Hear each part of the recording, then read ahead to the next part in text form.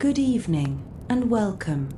I am so glad you have found your way here tonight.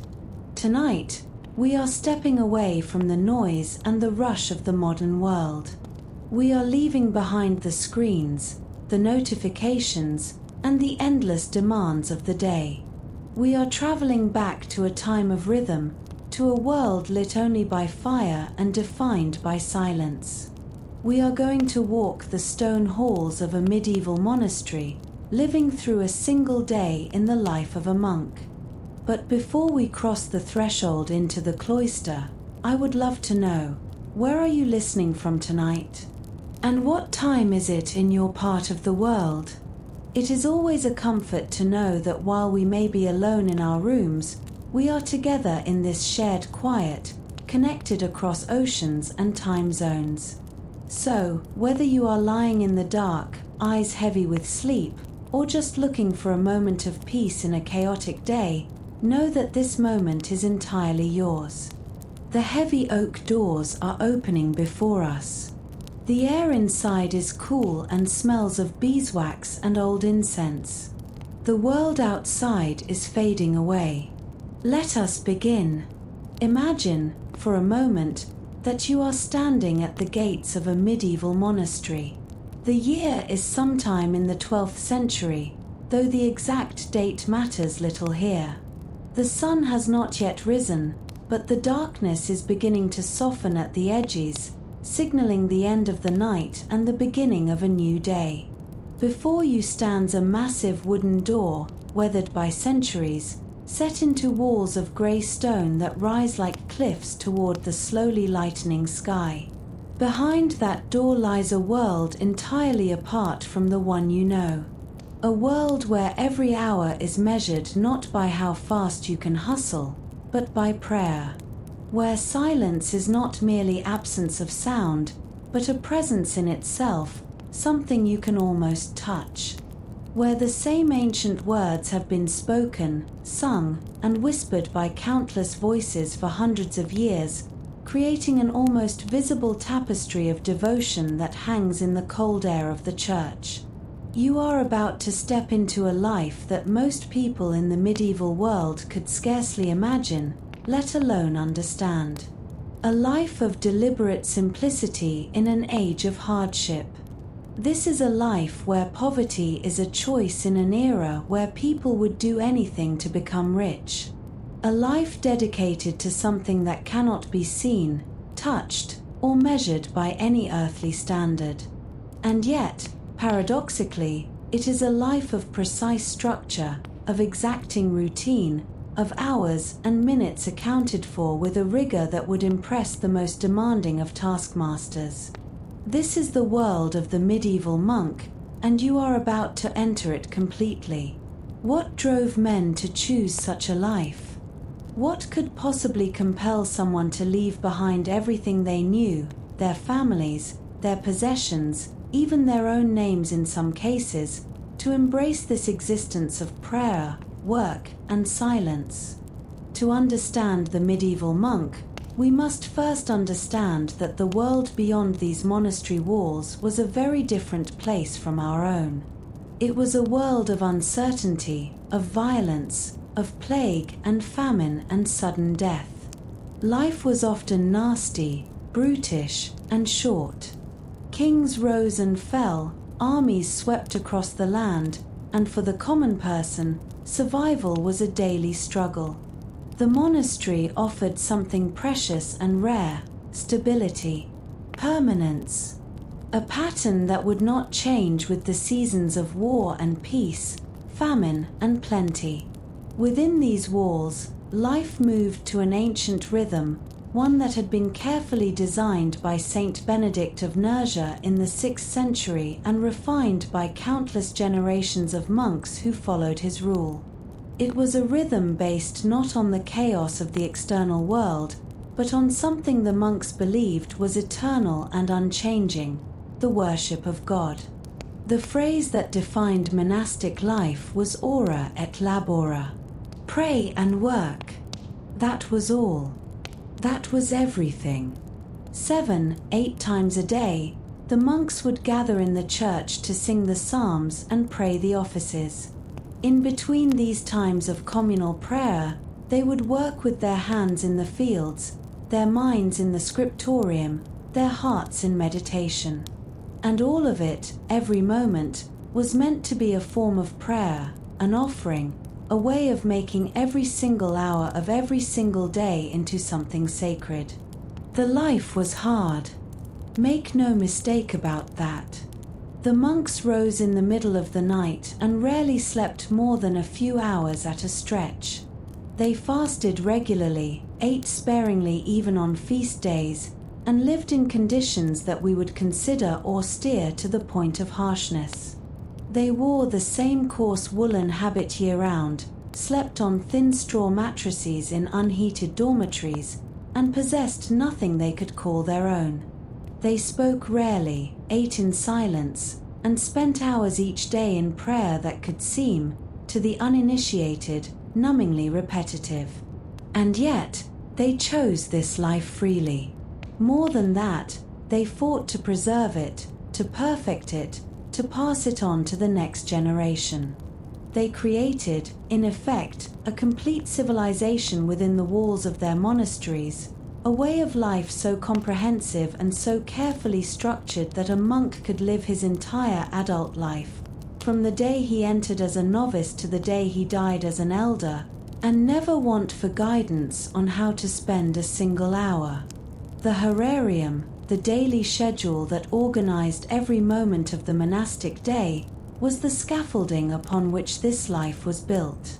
It divided the day and night into segments, each with its own character, its own purpose, its own place in the larger pattern. There were times for communal prayer and times for private meditation, times for work and times for reading, times for meals and times for sleep. Everything had its proper hour, and every hour had its proper use. Different monastic orders interpreted this basic pattern in different ways. The Benedictines, following the rule of Saint Benedict most closely, sought a balanced life of prayer, work, and study. The Cistercians, reformers who sought a return to what they saw as a purer form of monasticism, emphasized manual labor and lived in even greater simplicity. The Carthusians went further still, living in individual cells and gathering for communal prayer only rarely, seeking God in almost complete solitude. But all of them organized their lives around the same basic structure, the same ancient pattern of the canonical hours. These hours, the fixed times of prayer that punctuated every day, were not arbitrary. They were based on both scripture and tradition. The Church had codified these hours over the centuries, vigils or matins in the middle of the night, lauds at dawn, prime at the first hour of the day, terce at the third hour, sext at the sixth, none at the ninth, vespers in the evening, and compline before bed. 8 times a day, the bell would ring, and the monks would set aside whatever they were doing and make their way to the church. The monastery itself was designed to support this life. At the center was the church, the largest and most important building, where the monks would spend hours each day in prayer. Connected to the church was the cloister, a covered walkway surrounding an open courtyard where monks could walk and meditate. Opening off the cloister were the other essential buildings: the chapter house, the dormitory, the refectory where they ate their meals, the scriptorium where manuscripts were copied, the infirmary where the sick were tended. Everything was contained within the monastery walls, and those walls marked the boundary between two worlds. Outside was the seculum, the world, with all its noise and chaos. Inside was a place of order, of stillness, of prayer. The vow of stability, one of the 3 vows that Benedictine monks took along with obedience and conversion of life, meant that once you entered a particular monastery, you would remain in that monastery until you died. You would not wander from place to place seeking a more comfortable situation. You would stay, through difficulties and consolations, through times when prayer came easily and times when it felt like pushing a boulder uphill. You would sink your roots deep into this particular soil, among these particular people, and you would grow where you were planted. This was the life you are about to witness in detail. We will walk through not just a day, but every aspect of existence within these walls. We will rise with the monks in the darkest hours of the night and follow them through every office, every task, every meal and period of rest. We will understand how they spent their days, what they ate, how they worked, what they thought about as they copied manuscripts or hoed vegetables or stood in the cold church singing psalms they had sung 1,000 times before. The bell is ringing. The monks are gathering in the church. The day, or rather the night, is about to begin. The horarium, that great wheel of hours that turns endlessly through the days and seasons and years, is starting another revolution. But first, we must understand the foundation upon which this entire life is built, the canonical hours themselves, the 8 times of daily prayer that give structure and meaning to everything else. The word horarium comes from the Latin word for hour, hora, and it simply means a schedule, a timetable for the day. But to call the monastic horarium merely a schedule is like calling a cathedral merely a building. It is technically accurate, but it misses the essence entirely. The horarium is the very structure of monastic life, the framework upon which everything else hangs, the rhythm that turns days into prayers and hours into offerings. In the world outside the monastery, time was measured differently than we measure it today. There were no clocks in the modern sense, no way to know precisely what hour it was. Instead, people marked time by the sun's position in the sky, by the crowing of roosters, by the ringing of church bells. The day was divided into 12 hours of daylight and 12 hours of darkness, but these hours were not of equal length. A daylight hour in summer, when the sun was up for perhaps 16 of our modern hours, was much longer than a daylight hour in winter, when the sun might shine for only 8. The monastic horarium had to accommodate this reality. The times of prayer were not fixed to absolute points on a clock, because such precision was neither possible nor particularly meaningful.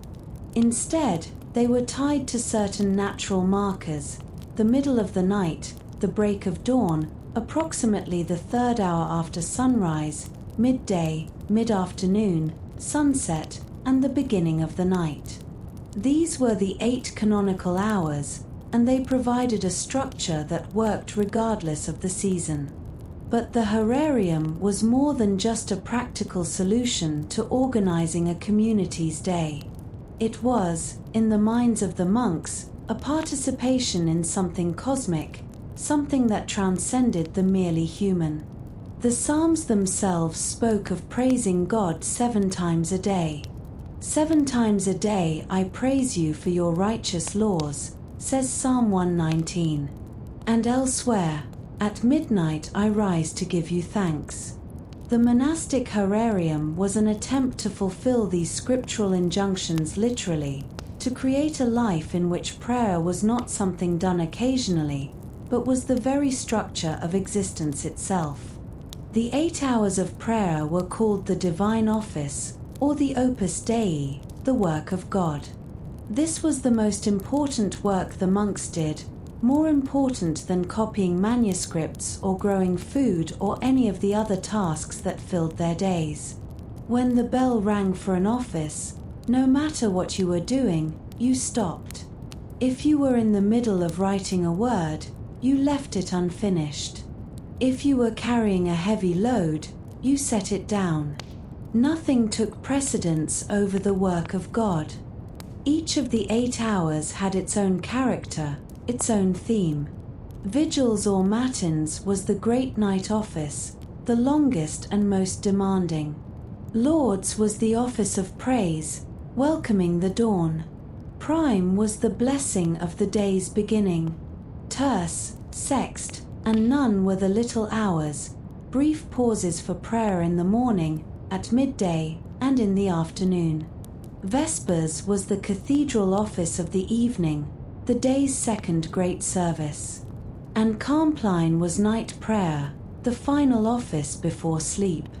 The structure of each office followed a similar pattern. There would be an opening versicle and response, often, O Lord, open my lips and my mouth shall proclaim your praise. Then would come hymns appropriate to the hour. The heart of every office was the recitation or singing of the Psalms, those ancient Hebrew poems that formed the prayer book of both Jews and Christians. The Benedictine Horarium was designed so that all 150 psalms would be recited in the course of a week. After the psalms came readings from Scripture or from the writings of the Church Fathers, and then prayers. Each office ended with a final prayer and a blessing. This might sound monotonous, and in a sense it was. The same psalms were repeated week after week, year after year. A monk who lived a long life might easily recite each psalm thousands of times. But this repetition was not mindless. It was a way of allowing the words to sink deep into the consciousness, to become part of one's very being. The psalms covered every human emotion, joy and sorrow, confidence and doubt, gratitude and complaint. By praying through all of them regularly, the monks were training themselves to bring every aspect of their experience before God. Living by the Horarium required discipline. It meant rising when you did not want to rise, praying when you did not feel like praying, setting aside your own preferences in obedience to the community's rhythm. But it also offered a kind of freedom. You did not have to decide what to do with each hour. The pattern was given, ancient and tested, and all you had to do was step into it, day after day, allowing it to shape you as water shapes stone, slowly, patiently, over years and decades. It is sometime between 2 and 3 o'clock in the morning. Outside, the world is dark, deeply dark in a way that most of us today have never experienced. There are no streetlights, no electric glow, no cars passing with their headlights. There is only darkness, thick and complete, and the cold. Even in summer the nights are cool, but in winter the cold in these stone buildings is profound, seeping into your bones, making your fingers stiff and your breath visible in the air. You are asleep on your thin straw mattress in the dormitory, a long room with rows of simple beds arranged along the walls. All around you are the other monks of the community, perhaps 20, perhaps 50, perhaps more depending on the size of the monastery. You sleep in your habit, the rough woolen garment that is both your day clothes and your night clothes, with only your rope belt loosened for comfort. You sleep as you are, ready to rise at a moment's notice. The bell begins to ring. It is not a gentle sound, not a musical chime designed to ease you slowly into wakefulness. It is loud, insistent, demanding. Its tone cuts through sleep like a knife through cloth. All around you, monks are stirring, sitting up, reaching for their belts, slipping feet into sandals. No one speaks. The great silence that began after Compline the night before is still in effect. There is only the rustling of cloth, the soft shuffle of feet, the occasional cough. You rise, still half in the grip of sleep, your body protesting. How long have you been lying down? 4 hours. 5 at most. Your eyes feel heavy, your limbs sluggish. But you rise anyway, because the bell is ringing and the bell is not a suggestion. You tighten your rope belt, pull your cowl over your head for warmth, and join the line of monks making their way out of the dormitory. You descend stairs, worn smooth by centuries of feet, each step requiring care because a fall in this darkness could mean serious injury. You pass through the cloister, that covered walkway surrounding the monastery's central courtyard. Here there might be a bit more light, the stars visible through the open arches if the night is clear. But mostly there is darkness and cold and the quiet shuffle of sandaled feet on stone. And then you enter the church. This is the heart of the monastery, and even in darkness, it commands reverence. The space is vast, or at least it feels vast in the dimness. High stone pillars rise toward vaulted ceilings lost in shadow. The monks' choir occupies the front portion of the church, with wooden choir stalls arranged in rows facing each other across a central aisle. These stalls have seats that can be tipped up to provide a narrow ledge to lean against during the long periods of standing. They are called misericords, mercy seats, because they offer small relief when your legs grow tired. Candles have been lit, but not many. Just enough to read by, to see the faces of your brothers dimly across the choir. The light flickers and dances, casting strange shadows. The smell of candle wax and incense hangs in the cold air, mixing with the smell of damp stone and the faint, earthy smell of the monks themselves, men who bathe rarely and work hard. You take your place in the choir, standing in the stall assigned to you by your rank and seniority in the community. The abbot or the prior will stand in a place of honor. The older monks will have their traditional places. You, if you are younger or newer, will stand further back, watching and learning. There is a moment of settling, of coughs being suppressed, of positions being adjusted. And then, at a signal from the abbot or the cantor who leads the singing, the office begins. A single voice cuts through the silence, "O Lord, open my lips." And the choir responds, "And my mouth shall proclaim your praise." The voices are not necessarily beautiful. Some monks have fine singing voices, but others do not. Some are old and quavering, some young and uncertain, some roughened by years of outdoor work. But they blend together into something that is more than the sum of its parts, a communal voice rising in the darkness. The office of vigils is long, much longer than any of the other hours. It can last 2 hours or even more, depending on the season. The structure is complex, with multiple sections called nocturnes, each containing psalms, readings, and responsories. The psalms are chanted in a style called plainsong or Gregorian chant, a single melodic line without harmony, rising and falling in patterns refined over centuries. The melody serves the text, helping to give it shape and emphasis, but it is never showy. This is not music for its own sake, but music in service of prayer. The psalms chosen for vigils are often the longer ones, including Psalm 119, which is so lengthy that it must be divided into sections. They speak of longing for God, of trust in darkness, of waiting through the night. I rise before dawn and cry for help. I have put my hope in your word. My soul waits for the Lord more than watchmen wait for the morning.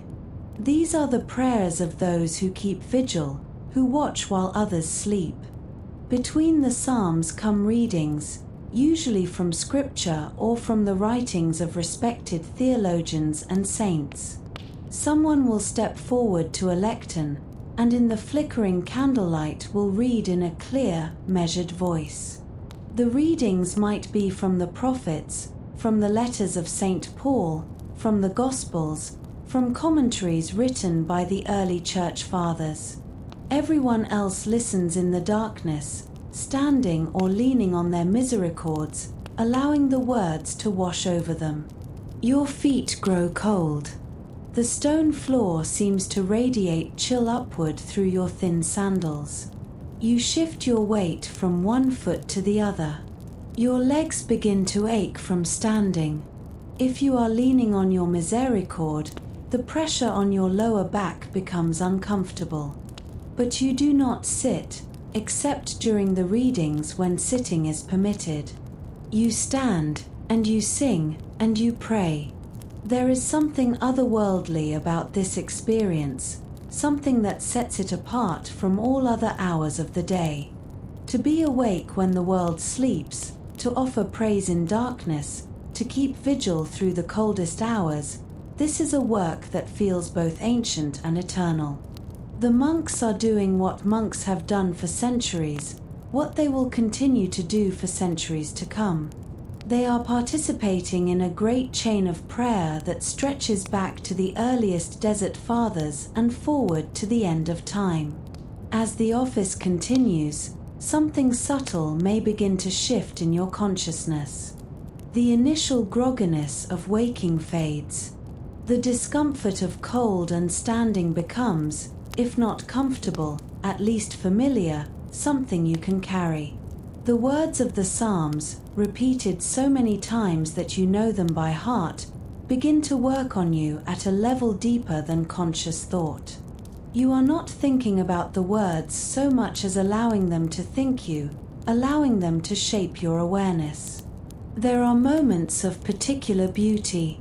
When the cantor sings a responsory and the choir answers, the voices echoing in the vast stone space, there can be a sense of something numinous, something touching the edge of the divine. When a familiar psalm unfolds its verses, there can be a sense of rightness, of being exactly where you should be. But there are also moments of difficulty. Your mind wanders despite your best efforts. You think about the work you have to do tomorrow, about a difficulty with another monk, about whether your feet will ever warm up again. You catch yourself half asleep on your feet, swaying slightly, and jerk back to alertness. You wonder how much longer the office will last. And then the office moves toward its conclusion. The final prayers are said. There may be a procession to another altar in the church.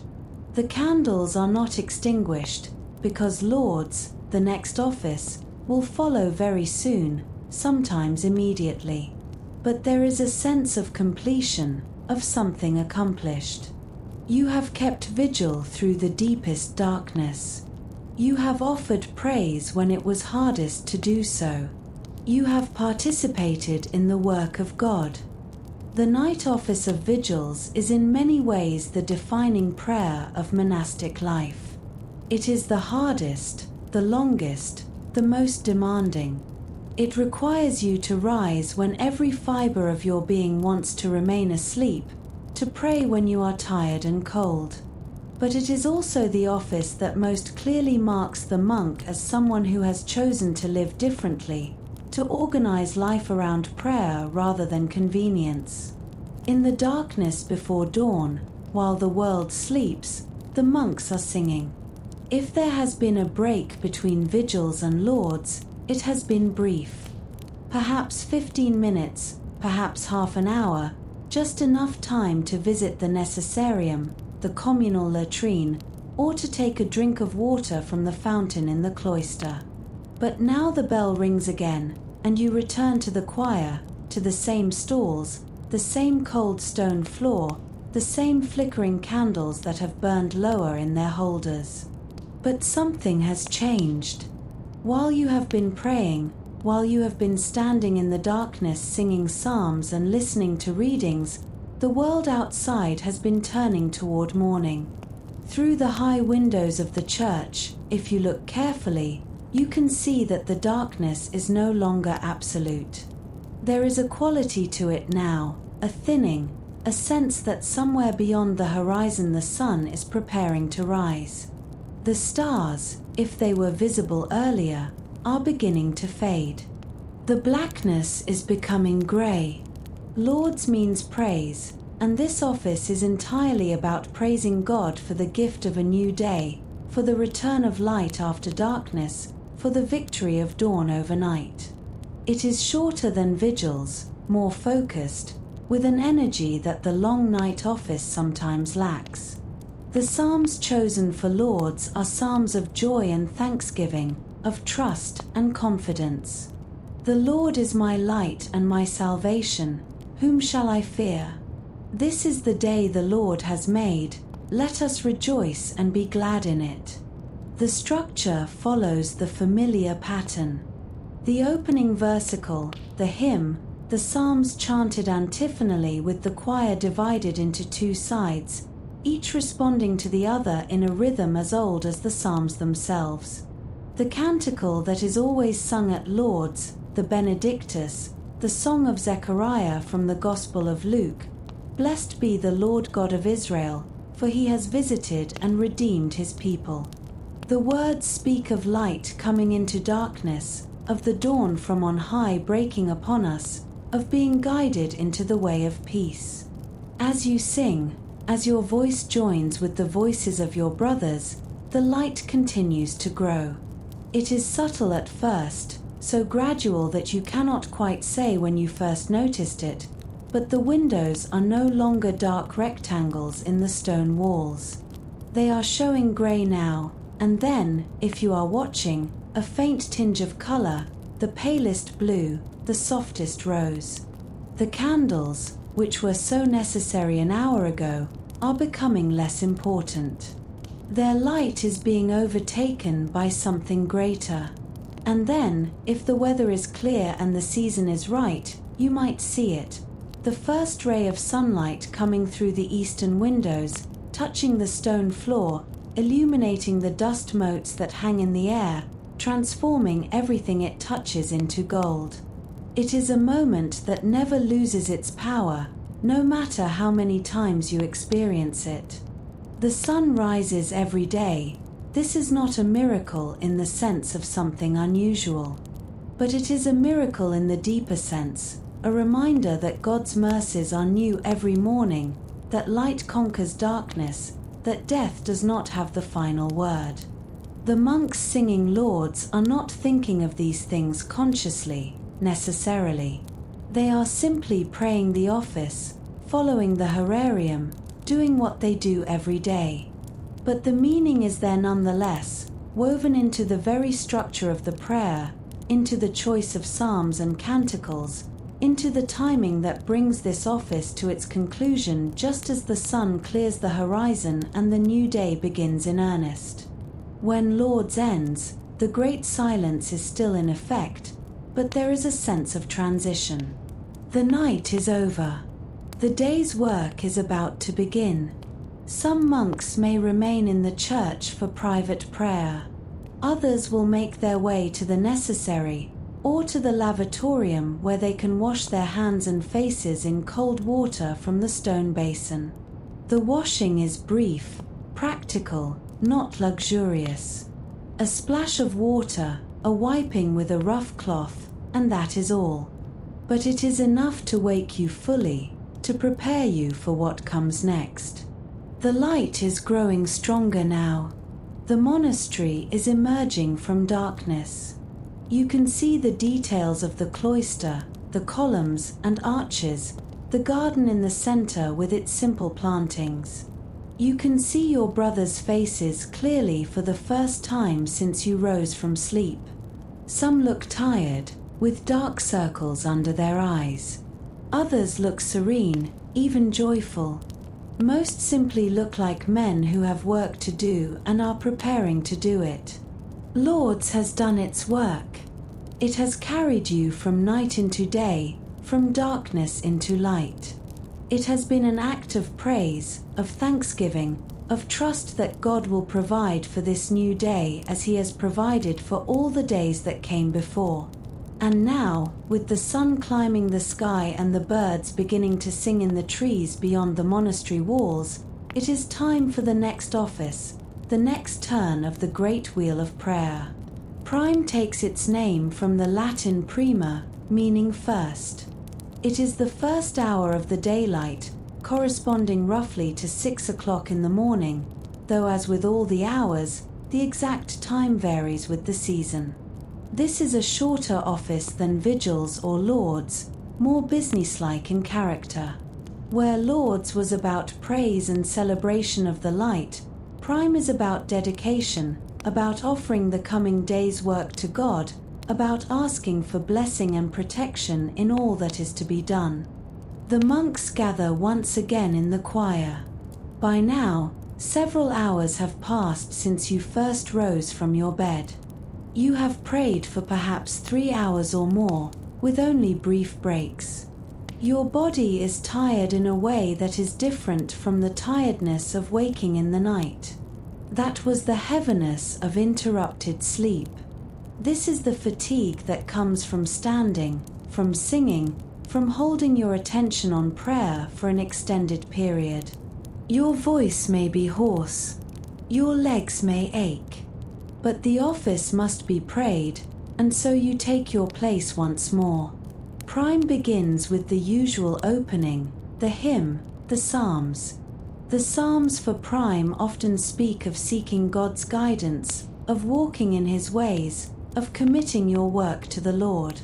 After the psalms comes something distinctive to prime, the reading of the martyrology, a brief account of which saints are commemorated on this particular day of the year. The reader stands at the lectern and announces in a clear voice, "On this day, in such and such a place, died so-and-so, martyr, or lived so-and-so, confessor, or was consecrated so-and-so, bishop." It is a reminder that the community is not alone, that they are part of a great communion of saints stretching across time and space, that others have walked this path before them and are, the monks believe, still walking it in the presence of God. After the martyrology comes the chapter meeting, if it is to be held. Not every day includes a formal chapter meeting, but when it does, this is the time. The abbot or prior will address the community about practical matters, tasks that need to be done, repairs that need to be made, visitors who are expected. This is also the time when any monk who has failed in some duty or broken some rule might confess his fault before the community and receive a penance.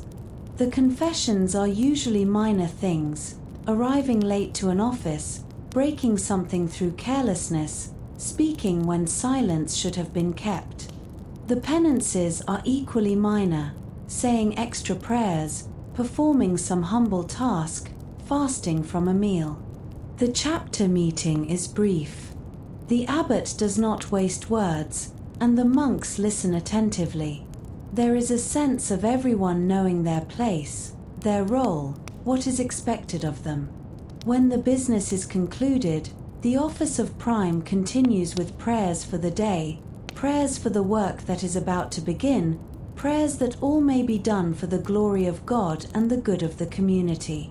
There is something grounding about prime, something that brings the focus from the heights of praise at Lourdes down to the practical realities of daily life. Yes, God is to be praised and worshipped, but God is also to be served in the ordinary tasks of the day. The field must be plowed, the bread must be baked, the manuscripts must be copied, the sick must be tended. All of this is part of the monastic vocation, all of it is prayer if it is done with the right intention, and prime is the office that consecrates the work before it begins. When prime ends, the great silence is lifted. The monks may now speak, though they are encouraged to do so sparingly and only when necessary.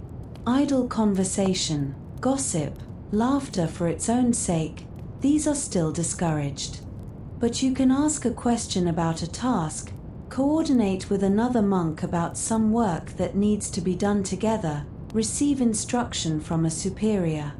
The monastery comes to life in a new way, not with chatter or noise, but with the quiet, purposeful activity of men who know what they need to do and are getting on with doing it.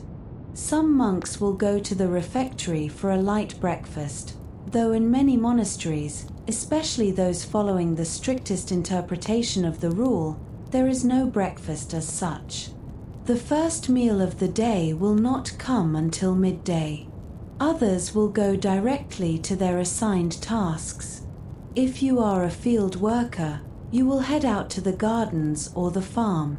If you are a scribe, you will make your way to the scriptorium. If you are assigned to the kitchen, you will begin the long process of preparing the day's meals. The infirmarian will check on his patients.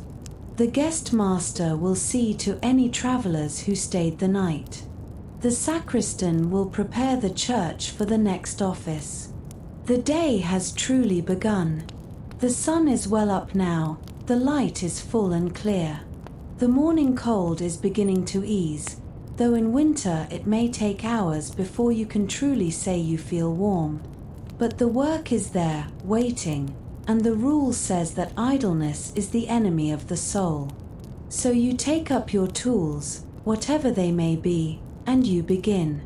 And in the back of your mind, you carry the knowledge that in 3 hours, the bell will ring again for terce, and once more you will set aside your work and return to the choir.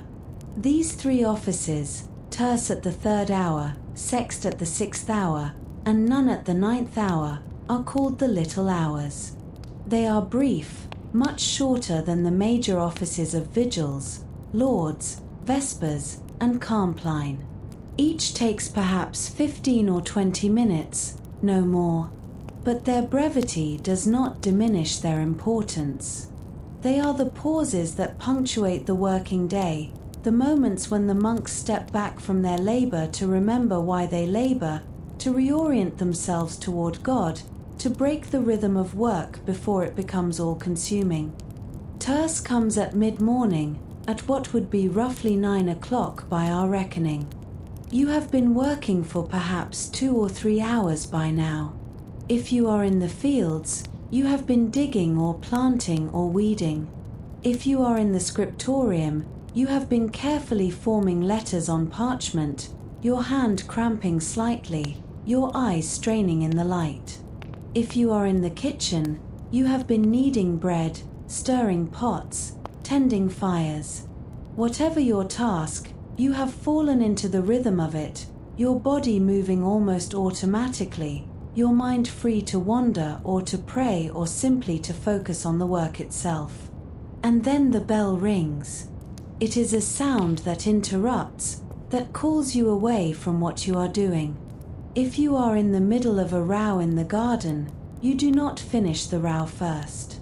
If you are in the middle of a sentence in your copying, you do not finish the sentence. You stop where you are, you clean your hands if they are dirty, and you make your way to the church. The structure of terce is simple. A hymn, 3 psalms, a short reading, and prayers. The psalms for the little hours often speak of God's protection, of guidance, of trust in difficult circumstances. At terce in particular, the psalms may reference the 3rd hour, connecting this office to the descent of the Holy Spirit at Pentecost, which according to the book of Acts happened at the 3rd hour of the day. The office is prayed standing, there is no sitting. It moves quickly, efficiently, not rushed but not lingering either. And then it is over, and you return to your work. But something has shifted, subtly. The morning has been broken into segments. You worked, and then you prayed, and now you work again. The work has not become less important, but it has been placed in context. It is not the whole of life, only a part of life, and not even the most important part. The most important part is the prayer, the turning toward God, the remembering that all of this, every task and effort, is meant to be an offering. Sext comes at midday, when the sun is at its highest point. This is often the hottest part of the day, especially in summer. If you are working outside, you can feel the heat beating down on your head, on your shoulders. You may be sweating, thirsty, tired. The morning's work has taken its toll. Your muscles ache, your back is sore, your hands are blistered or calloused. The thought of stopping, even briefly, is welcome. The bell rings, and you go. The church, with its thick stone walls, is cooler than the outside, a refuge from the heat. You take your place in the choir and the office begins. Once again, the familiar pattern: hymn, psalms, reading, prayers. The psalms might speak of God as a refuge, as shade from the burning sun, as water in a dry land. They are apt for this hour, this moment when the day is at its zenith and you most need strength to continue. Sext is especially brief. Everyone is hungry, tired, ready for the midday meal that will follow. The office is prayed with perhaps less attention than some of the others, or perhaps with a different kind of attention, a simpler, more direct turning toward God that does not require elaborate thought. Help me, strengthen me, sustain me. These are the prayers of sext, spoken or unspoken. After sext comes the main meal of the day, dinner at midday. The monks file from the church to the refectory, washing their hands at the lavatorium as they pass. The meal is eaten in silence, with one monk reading aloud from a lectern while the others eat. But we will speak of meals later, in their own time. For now, it is enough to know that after sext comes food and rest, a period when the body can recover before the afternoon's work begins. None comes in mid-afternoon, at what would be roughly 3 o'clock. The name comes from nona, the 9th hour. This office has a particular solemnity attached to it, because tradition holds that Christ died on the cross at the 9th hour. And at the 9th hour Jesus cried with a loud voice, my God, why have you forsaken me?" The psalms and prayers of none often reflect this, speaking of suffering, of trust in the midst of pain, of God's faithfulness even in the darkest moments. By this time of day, the afternoon's work is well underway. If it is summer, the heat may be beginning to ease slightly. If it is winter, the short day is already moving toward evening. You are tired now, truly tired. You rose in the night, you have been working for hours with only brief breaks, and the day is not yet done. There are still more hours of work ahead, and then vespers, and then the evening meal, and then compline, and then, finally, sleep. The bell rings, and you go.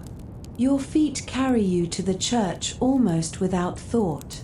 You have walked this path so many times that your body knows it, knows exactly how many steps from the garden to the cloister, from the cloister to the church door, from the church door to your stall in the choir.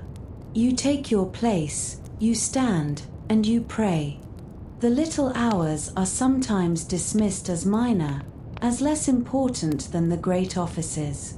But to those who pray them daily, they have their own significance. They are the rhythm that prevents work from becoming an idol, that reminds you again and again throughout the day that you are not merely a worker but a monk, not merely a body but a soul, not merely here to produce but here to pray. 3 times in the working day, you stop. 3 times you turn aside from your task.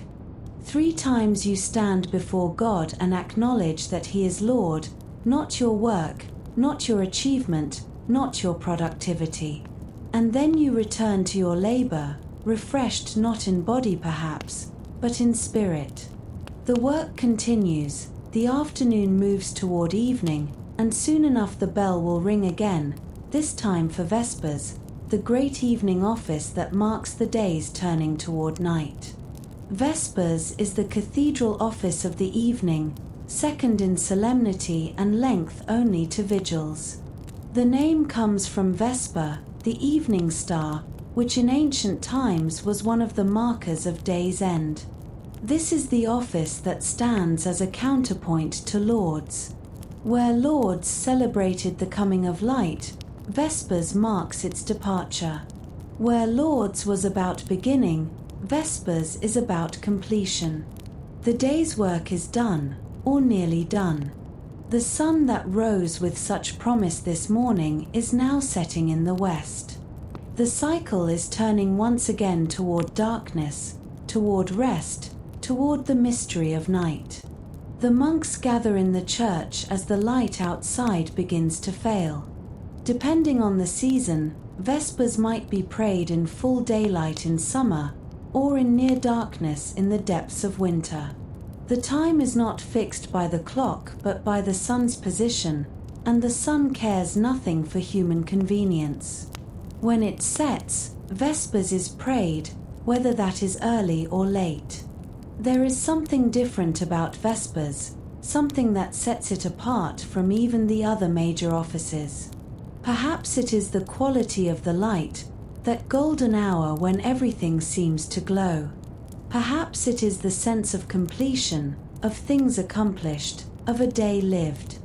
Perhaps it is simply that the monks are tired, their bodies worn from the day's labor, and this tiredness itself becomes a kind of offering, a physical manifestation of the spiritual truth that we are utterly dependent on God.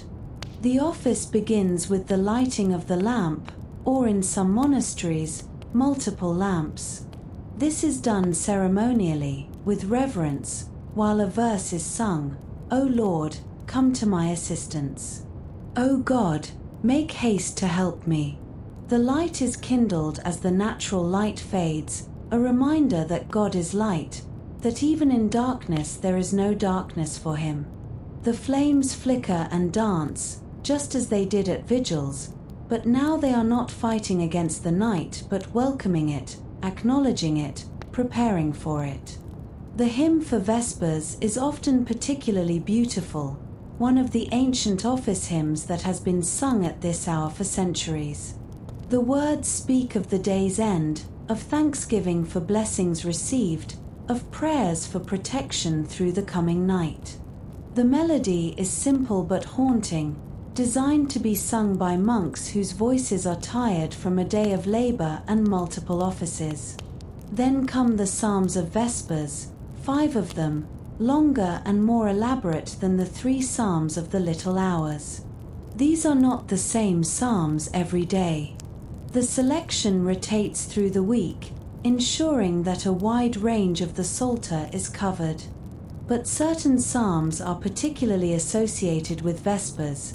Psalm 141, "Let my prayer be counted as incense before you, and the lifting up of my hands as an evening sacrifice." Psalm 104, the great hymn of creation. Psalm 110, a royal psalm that has been given messianic interpretation. The psalms are chanted antiphonally, the 2 sides of the choir responding to each other, verse by verse. The rhythm is measured, unhurried. There is no reason to rush. The day is ending, the work is done, and this is the time for reflection, for offering back to God all that has been received and accomplished.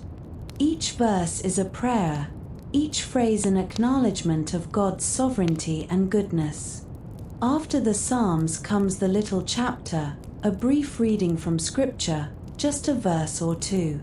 Then the hymn for the Magnificat, the Canticle of Mary from the Gospel of Luke, "My soul magnifies the Lord, and my spirit rejoices in God my Saviour." This is the climax of Vespers, the moment toward which the whole office has been moving. The Magnificat is sung with special ceremony. In some monasteries, the altar is incensed during the Magnificat, the sweet smoke rising in the dim light, adding another sensory dimension to the prayer. The words of the Magnificat are words of praise and thanksgiving, but also of prophetic challenge. Mary sings of God scattering the proud, bringing down the powerful, lifting up the lowly, filling the hungry and sending the rich away empty. These are not comfortable words for those who have much. But for monks who have vowed poverty, who possess nothing of their own, who depend entirely on the community and ultimately on God, the words are appropriate. They are, in a sense, living the Magnificat, trusting that God will provide for their needs, that the proud will not prevail, that the humble will inherit the kingdom.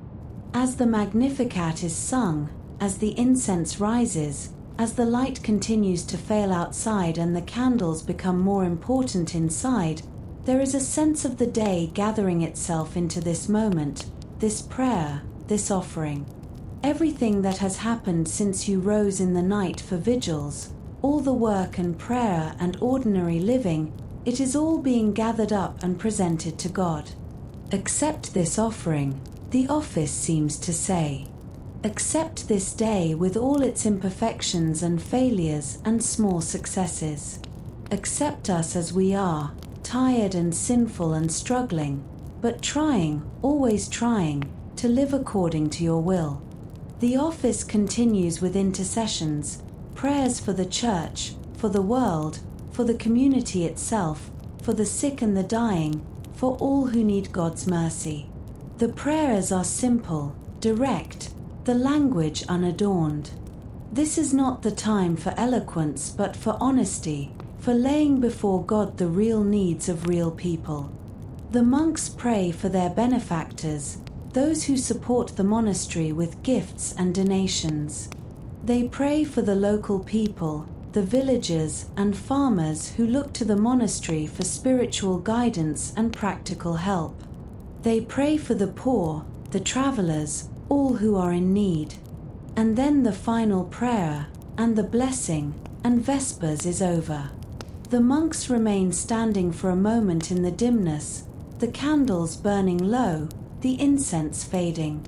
There is a sense of peace, of something completed. The day has been long, and it is not quite finished yet.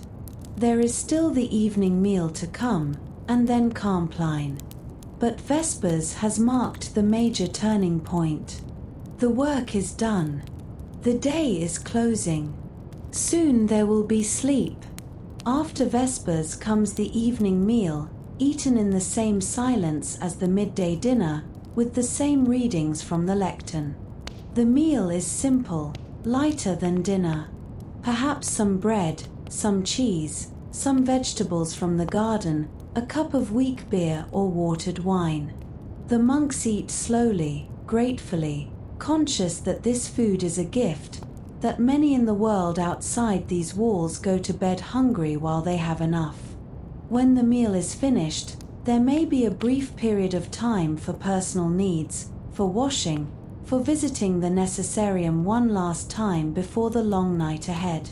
Some monks might walk in the cloister, enjoying the cool evening air, the silence that has settled over the monastery. The day is almost done. There is only one more office to pray, and then rest. The bell rings for Compline, the last prayer of the day. The word comes from completorium, meaning completion. This is the office that completes the horarium, that closes the circle, that prepares body and soul for the mystery of sleep. It is brief, peaceful, with a quality of gentleness that some of the other offices lack. This is not a time for rigor or demand, but for consolation, for commending oneself into God's hands, for trusting that the night will pass safely and morning will come again. The monks gather in the church for the last time. The light outside has faded completely now. It is dark, fully dark, and will remain so until they rise again in a few hours for vigils. The candles in the church burn with a steady flame. Everything is quiet, still. Even the sounds from outside the monastery walls, the occasional bark of a dog, the murmur of wind in the trees, seem muted, distant, as if the world itself is settling down to sleep. Compline begins not with the usual opening versicle, but with an examination of conscience. The monks are invited to review the day that has passed, to recall where they have failed in charity or obedience or mindfulness, to acknowledge their faults silently before God. This is not meant to be an occasion for scrupulosity or excessive self-criticism, but simply an honest assessment. Did I speak harshly to a brother? Did I shirk my work? Did I allow my mind to wander during prayer? Simple acknowledgement, simple repentance, and then the office continues. The structure of Compline is the simplest of all the offices. A hymn, 3 psalms, a reading, and then the Nunc Dimittis, the canticle of Simeon from the Gospel of Luke. Lord, now let your servant depart in peace, according to your word, for my eyes have seen your salvation. These are the words of an old man who has been waiting to see the Messiah and is now ready to die, having seen what he was promised. They are fitting words for the end of the day, this little death that is sleep, this surrender of consciousness and control, this trust that God will watch over us while we are helpless and unaware. The Psalms of Compline are psalms of trust and protection. Psalm 4. In peace I will both lie down and sleep, for you alone, O Lord, make me dwell in safety. Psalm 91. He who dwells in the shelter of the Most High will abide in the shadow of the Almighty. Psalm 134. Lift up your hands to the holy place and bless the Lord. These are not psalms of petition or lament, but psalms of confident faith, of knowing that God is faithful, that his protection is sure, that those who trust in him need not fear the terrors of the night. After the canticle comes a brief prayer, asking for God's protection through the dark hours, for safety from all harm, for peaceful rest. And then comes one of the most beautiful moments in the entire Horarium, the Salve Regina, the ancient hymn to Mary. Hail, Holy Queen, Mother of Mercy, our life, our sweetness, and our hope. The words are tender, affectionate, appealing to Mary as mother and intercessor.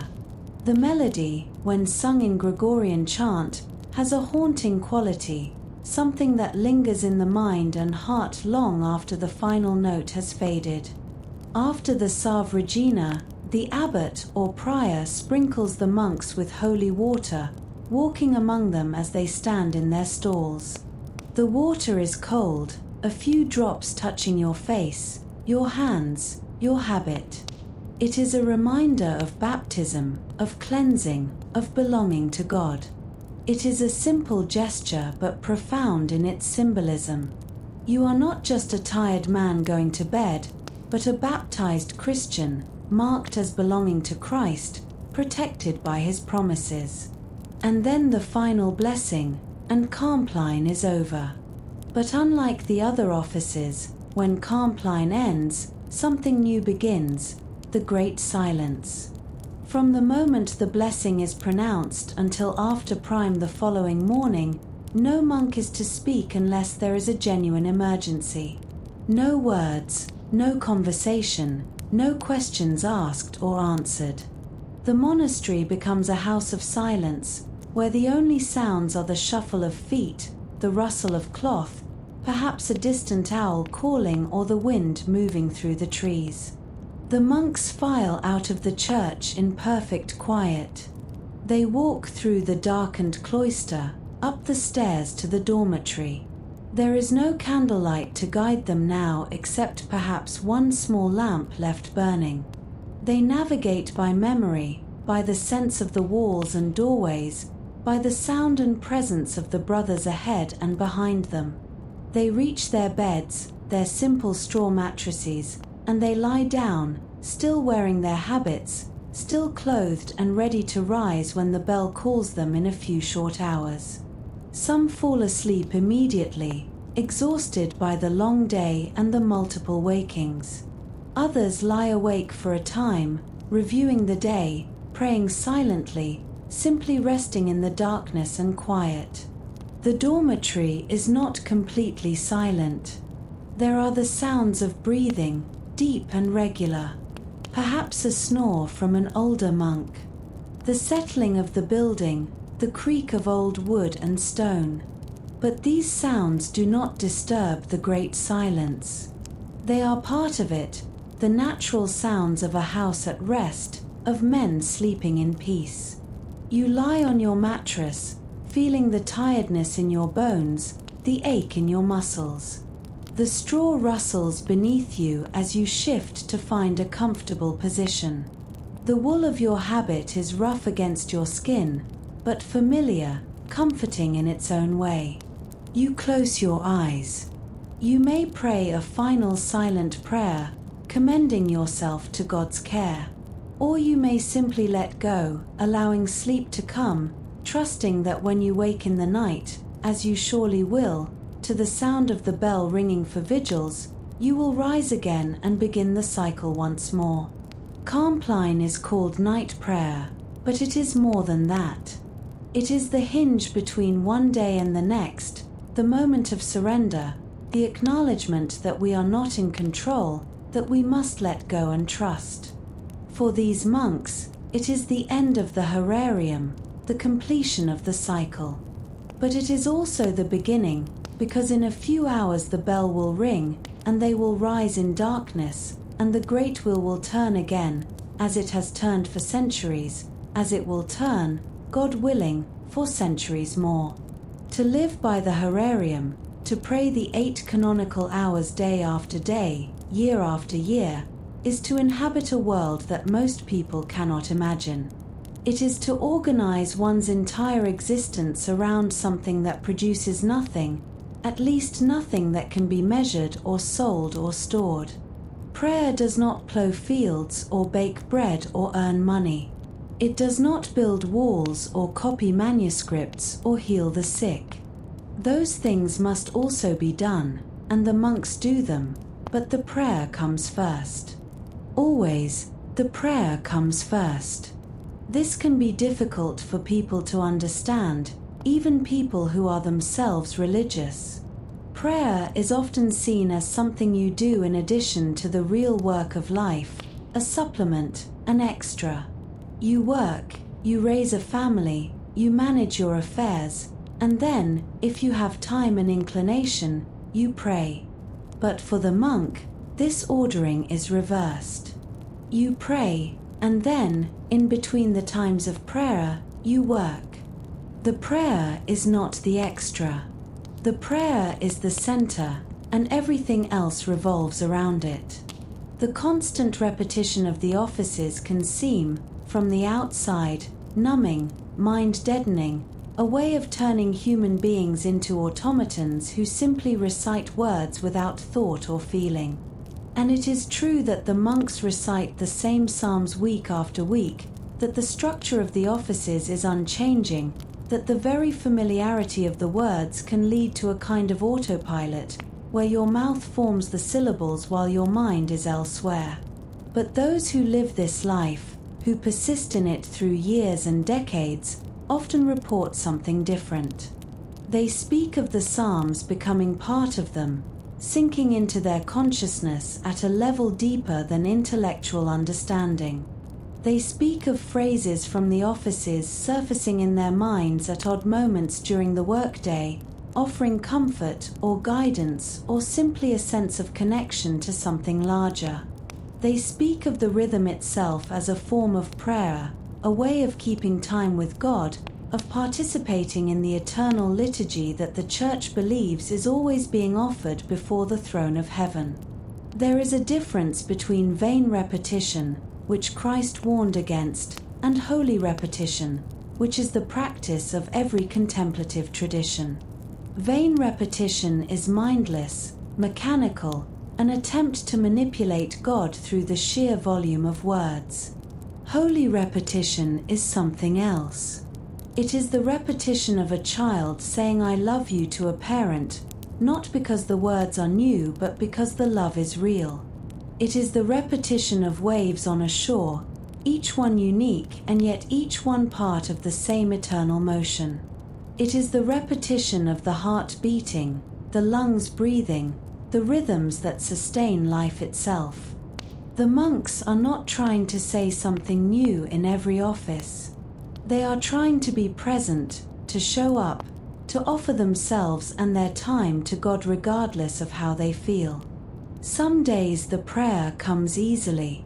The words seem to glow with meaning, the singing lifts your heart, and you finish an office feeling refreshed and inspired.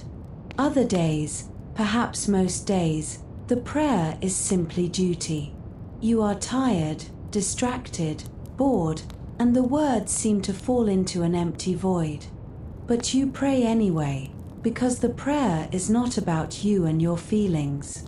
It is about God, and God is worthy of praise whether you feel like praising or not.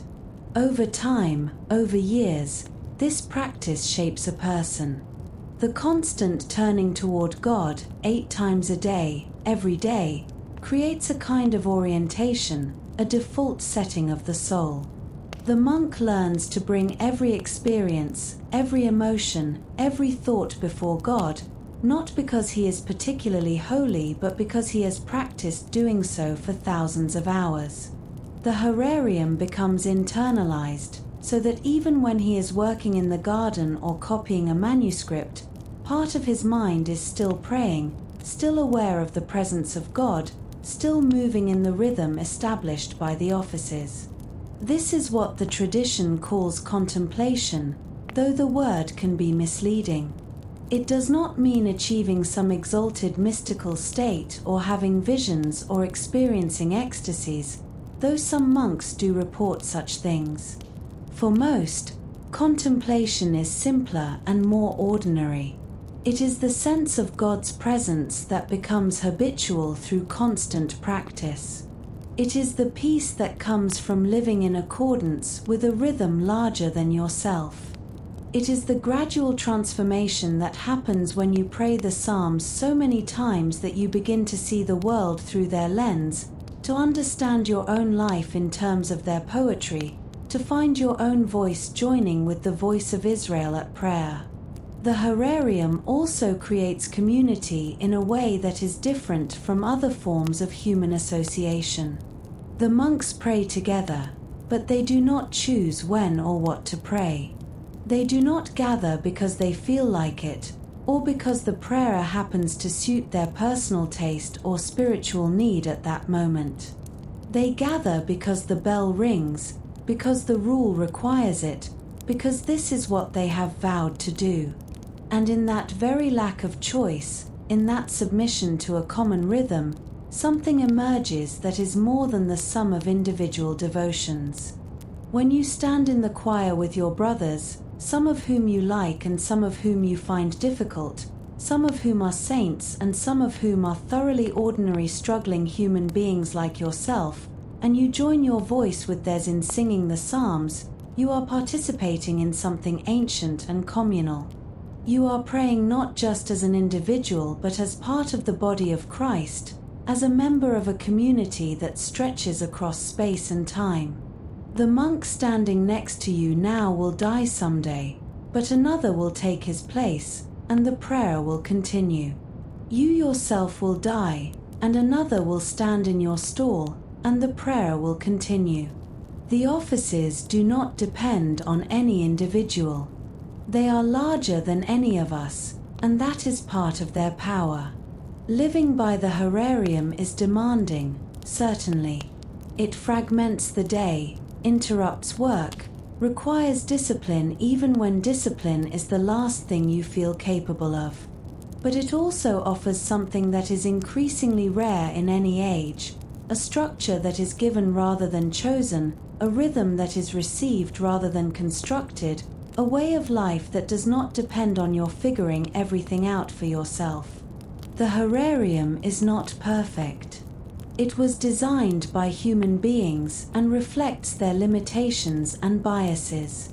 But it is tested by centuries of practice, and it works, in the sense that it supports and sustains a life of prayer in community. For the monk, the canonical hours are not a burden to be endured, but a gift to be received.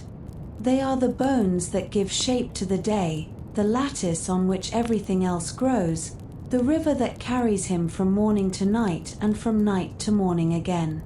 Without them, he would be adrift, lost in the chaos of his own thoughts and impulses.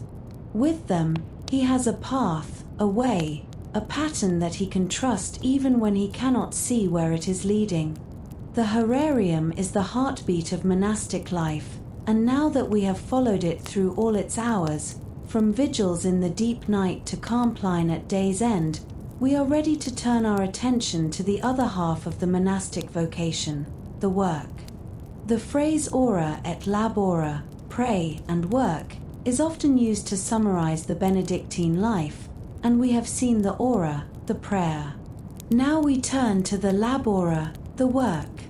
For the medieval monk, work was not simply a necessary evil, something to be endured in order to survive.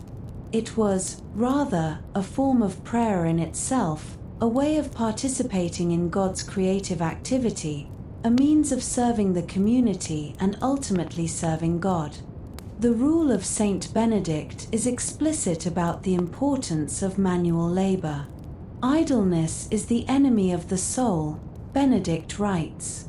Therefore, the brethren should have specified periods for manual labor as well as for prayerful reading. He goes on to lay out a schedule that varies by season but always includes several hours of physical work each day. This was not a popular position in Benedict's time. Labor was often looked down upon, seen as the lot of peasants and slaves, not something that educated or spiritual men should concern themselves with. But Benedict insisted, and his insistence shaped monastic life for centuries to come. The monastery, particularly in the Benedictine and Cistercian traditions, was designed to be self-sufficient. It produced its own food, made its own tools, built and repaired its own buildings. This meant that agricultural work was central to the community's survival.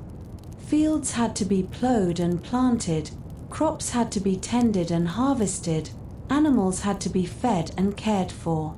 Much of this work fell to the lay brothers, men who lived in the monastery under a modified version of the rule and who did most of the heavy agricultural labor, but the choir monks, those who attended all the offices, also worked in the fields. You make your way to a storage building where tools are kept, spades and hoes, rakes and scythes, all of them simple, made of wood and iron, worn smooth by years of use. You select what you need for the day's work and shoulder it. Perhaps you are going to the vegetable garden that lies within the monastery walls, where the community grows cabbages and onions and carrots and leeks. Or perhaps you are going further afield, to one of the larger plots where grain is grown, wheat or barley that will be ground into flour for bread. The work itself is simple, repetitive, physical. If it is early in the season, you might be preparing the soil, turning it with a spade, breaking up clods, pulling out stones and weeds. Your back bends and straightens, again and again. Your hands grip the wooden handle of the spade, feeling its smoothness, its familiar weight. Your feet press into the earth, finding purchase. The sun warms your shoulders through the coarse wool of your habit. Sweat begins to form on your brow, under your arms. If it is planting time, you might be setting seeds or seedlings into the prepared earth. You make a hole with your finger or a dibber, drop in the seed, cover it over, pat it down gently. Row after row, plant after plant. The work is meditative in its repetition, requiring attention but not intense concentration. Your hands know what to do, and your mind is free to pray, to recite psalms silently, to simply rest in the rhythm of the work. If it is growing season, you might be weeding, moving slowly along the rows, pulling up the unwanted plants that compete with the crops for water and nutrients. You learn to distinguish the young carrot from the lookalike weed, the bean sprout from the invasive grass. Your fingers become skilled at grasping weeds at their base and pulling with just the right firmness to extract the root without disturbing the nearby vegetables. It is painstaking work, and on a hot day, with the sun beating down and your back aching, it can be almost unbearable. But it must be done, and so you do it. If it is harvest time, the work becomes more urgent. The grain is ripe and must be cut before the weather turns or animals get into it. You take up a scythe, that long-handled tool with its curved blade, and you begin to swing it in the age-old rhythm, cutting the wheat stalks close to the ground. The motion is smooth when done correctly, almost like a dance, the blade sweeping through the grain with a soft swishing sound. Other monks follow behind, gathering the cut grain into sheaves, binding them, stacking them to dry. Or you might work in the orchard, where apple and pear trees grow, tended carefully, pruned each year to maintain their health and productivity. In spring, the orchard is beautiful, full of blossoms, white and pink against the blue sky, humming with bees. You might spend time carefully pollinating flowers if the bees are not sufficient, using a soft brush to transfer pollen from one blossom to another. In autumn, you will harvest the fruit, climbing ladders to reach the higher branches, placing each apple or pear carefully in a basket so it does not bruise. The fruit will be stored in a cool cellar, providing vitamin and variety through the winter months. There is also work with animals. Most monasteries keep livestock, chickens for eggs, perhaps a cow or two for milk, pigs that can be fed on scraps and will provide meat for the infirmary or for feast days. Caring for animals is daily work, work that cannot be postponed because you are tired or the weather is bad. The chickens must be fed and watered, their eggs collected, their coop cleaned. The cow must be milked morning and evening, a rhythmic task that requires both gentleness and firmness, your forehead pressed against the cow's warm flank, your hands pulling in steady sequence, the milk squirting into the wooden bucket with a sound that becomes almost musical. All of this work is done in relative silence. The rule encourages the monks to keep silence during work when possible, to avoid idle chatter, to maintain a spirit of recollection even while engaged in physical labor. This does not mean perfect silence. When coordination is necessary, when instruction must be given or a question asked, the monks speak. But they speak briefly, practically, and then return to silence. The work is hard, often tedious, sometimes frustrating when weather or pests destroy what you have carefully tended. But it is also satisfying in a way that purely intellectual work is not. You can see the results of your labor. The field that was empty is now full of growing grain. The garden that was overgrown with weeds is now ordered and productive. The animals that were hungry are now fed. At the end of a day of manual labor, your body is tired, but there is a sense of accomplishment, of having contributed something tangible to the community's welfare. And there is something else, something harder to articulate. When you work with the earth, when you plant seeds and watch them grow, when you participate in the cycles of planting and harvest, birth and death, you are connecting with something fundamental. You are reminded that you are a creature, dependent on sun and rain, on the fertility of the soil, on forces beyond your control. You are reminded of the first man in the garden, placed there to till and keep it. You are reminded that all of this, the earth and its fullness, belongs to God and is only entrusted to you for a time. The field work, the garden work, the care of animals, all of this is labora, work offered to God. It is prayer made manifest in sweat and soil, in calloused hands and aching backs, in seeds planted and crops harvested. It is the monks' way of saying, with their bodies and not just their voices, that all of life belongs to God and can be made holy. Not all monastic work is done outdoors, under the open sky with dirt under your fingernails. Some of the most important work of the medieval monastery happened in a very different setting, the scriptorium, the room where manuscripts were copied. If the fields and gardens fed the body, The scriptorium fed the mind and the soul, preserving the written heritage of Christianity and indeed of classical civilization itself. The scriptorium was typically a large room, often on an upper floor where light was better, with windows facing south or east to catch the maximum daylight. Light was crucial because this work required careful attention to small details, and artificial light from candles or lamps was expensive, created smoke, and posed a fire hazard in a room full of precious parchment. In most monasteries, manuscript work was therefore restricted to the daylight hours and to seasons when the days were long enough to make the work practical. The room would have several desks or lecterns, each one assigned to a particular scribe. These were not the comfortable desks we know today. They were angled surfaces, slanted to hold the parchment at the right angle for writing. The scribe would sit on a simple stool or stand at his lectern, depending on his preference and the height of the working surface. Everything he needed would be within reach: his pens, his knives for sharpening them and scraping away errors, his pots of ink in different colors, his ruler and compass for laying out pages, and of course the exemplar, the manuscript he was copying from.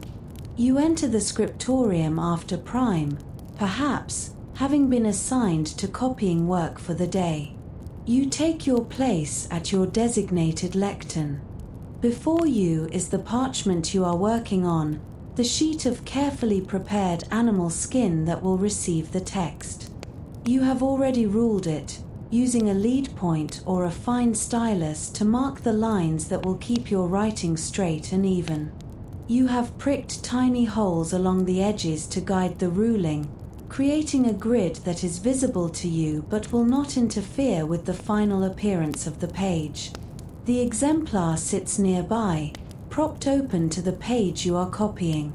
It might be a gospel book, or a copy of the Rule of Saint Benedict, or one of the Church Fathers, or even a classical text, a work of Virgil or Cicero or Aristotle.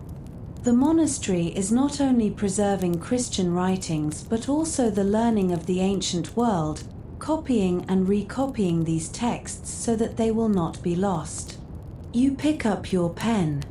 It is a quill, a feather from a goose or swan, carefully prepared by stripping away the barbs and cutting the tip at a precise angle to create a nib. The angle of the cut determines the character of the writing, the thick and thin strokes that give medieval script its distinctive appearance. You have trimmed this pen yourself, using a small sharp knife, testing it on a scrap of parchment until it writes exactly as you want it to. You dip the nib into the ink. The ink is black, made from oak galls, iron salts, and gum arabic, mixed with water to the right consistency. Too thick and it will not flow properly. Too thin and it will spread on the parchment, blurring the letters. You have learned through experience exactly how it should be, how it should look in the pot, how it should feel on the pen. You touch the nib to the edge of the pot to remove excess ink, then bring it to the parchment. The first letter is always the most important. It sets the tone for the entire page. You form it carefully, conscious of the shape, the proportions, the spacing. Medieval scribes used various scripts depending on the purpose of the manuscript. For liturgical books, books used in the divine office, the script might be large and clear, easy to read by candlelight. For personal reading, it might be smaller, more compact, conserving expensive parchment. You have been trained in the script appropriate to this particular text, and your hand forms the letters almost automatically, the muscle memory built up through thousands of hours of practice. The work is slow. A skilled scribe might complete 1 or 2 folios in a day, meaning 2 to 4 pages depending on how the manuscript is bound. Each word must be copied exactly as it appears in the exemplar. There is no room for creativity or interpretation. If the exemplar has an error, you copy the error. If it has an unusual spelling, you copy the spelling. Your job is not to improve the text, but to reproduce it faithfully. The physical demands of the work are considerable. Your hand cramps from holding the pen in the same position for hours. Your back aches from bending over the lectern.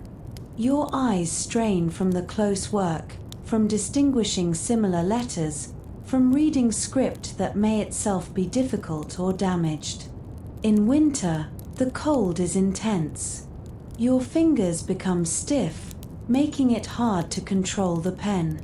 Some scriptoria had a warming room where scribes could go periodically to thaw their hands by a fire, but even so, winter copying was a form of suffering. The mental demands are equally significant. You must maintain absolute concentration. A moment of distraction and you might skip a line, or copy the same line twice, or write the wrong word. Some errors can be corrected by scraping away the ink with a knife and writing over the scraped area, but this damages the parchment and is obvious in the finished manuscript. Better to not make the error in the first place, which means staying focused, hour after hour, word after word, letter after letter. The silence in the scriptorium is profound. Talking is strictly forbidden because it breaks concentration and leads to errors. The only sounds are the scratching of pens on parchment, the occasional turning of a page in an exemplar, the soft scrape of a knife sharpening a pen or correcting an error. In this silence, the work becomes a form of meditation. Your mind is occupied, but not in the way it is during active thinking. You are simply transcribing, your eyes moving from exemplar to parchment and back again, your hand forming letter after letter in an endless chain. Occasionally, scribes would leave notes in the margins of their manuscripts, brief comments that give us glimpses into their experience. "Thank God it will soon be dark," one wrote, expressing his fatigue. "The parchment is rough," complains another. "The ink is too thin. My hand is weary. This is a long text and I am sleepy." These marginal notes are touching in their humanity, reminding us that these were real men, tired and cold and struggling, not romanticized medieval figures, but people very much like ourselves. But there are also notes of joy and satisfaction. The end of the book, thanks be to God. Finished and completed, let the writer rejoice. Now I've written the whole thing, for Christ's sake give me a drink. The completion of a manuscript was a genuine achievement, sometimes the work of months or even years. The scribe who wrote the final words might feel a legitimate pride in his accomplishment, even as he acknowledged that the work was ultimately for God's glory and not his own. The manuscripts produced in monastic scriptoria were not merely functional objects. Even plain texts, copied without decoration, had a beauty to them, the beauty of careful work, of letters formed with precision and care, of pages that were balanced and harmonious. The scribes took pride in their craft, even when that craft was performed in silence and anonymity, even when their names would never be recorded and their work would be credited only to the monastery as a whole. This work of copying, tedious as it sometimes was crucial to the preservation of knowledge. When you copied a gospel book, you were ensuring that the Word of God would be available to another generation. When you copied a text of the Church Fathers, you were preserving theological wisdom. When you copied a classical author, you were saving literature that might otherwise have been lost forever. The fall of Rome had led to widespread destruction and loss. Libraries had been burned, books had been destroyed, learning had been forgotten. The monasteries, with their scriptoria, stood against that tide of loss. They copied and recopied, generation after generation, creating new manuscripts to replace worn ones, multiplying texts so they would survive in multiple locations. Without the patient work of these monastic scribes, much of what we know about the ancient and medieval world would have vanished. We would not have many of the texts of classical antiquity. We would not have copies of the Bible and the Church Fathers. We would not have the chronicles and histories, the scientific treatises and philosophical works that they preserved. The work done in the scriptorium was as important, in its way, as any work done in the fields. It fed not the body but the mind and the spirit, and its fruits have nourished humanity for 1,000 years and more. While some monks copied plain text, others possessed a different skill, the ability to decorate manuscripts with images and ornamental designs. This work of illumination, as it was called, transformed functional books into objects of beauty, adding color and artistry to the written word. The term illumination comes from the Latin word for light, because the addition of gold and bright colors seemed to make the pages glow, as if lit from within. Not every manuscript was illuminated. Plain textbooks, working copies meant for daily use, were generally left undecorated. But liturgical books, gospel books, psalters, books of hours, these might receive elaborate decoration, particularly if they were commissioned by a wealthy patron or intended for use in the main services of the church. The illuminator was a specialist, a monk who had both artistic talent and the patience to work on the tiny scale required. The work of illumination begins after the scribe has finished. The text is complete, the pages are written, but spaces have been left. A large space at the beginning of a chapter or book for an initial letter or a miniature painting, smaller spaces for decorated initials at the beginnings of verses or paragraphs. These spaces wait, blank parchment, for the illuminator to fill them.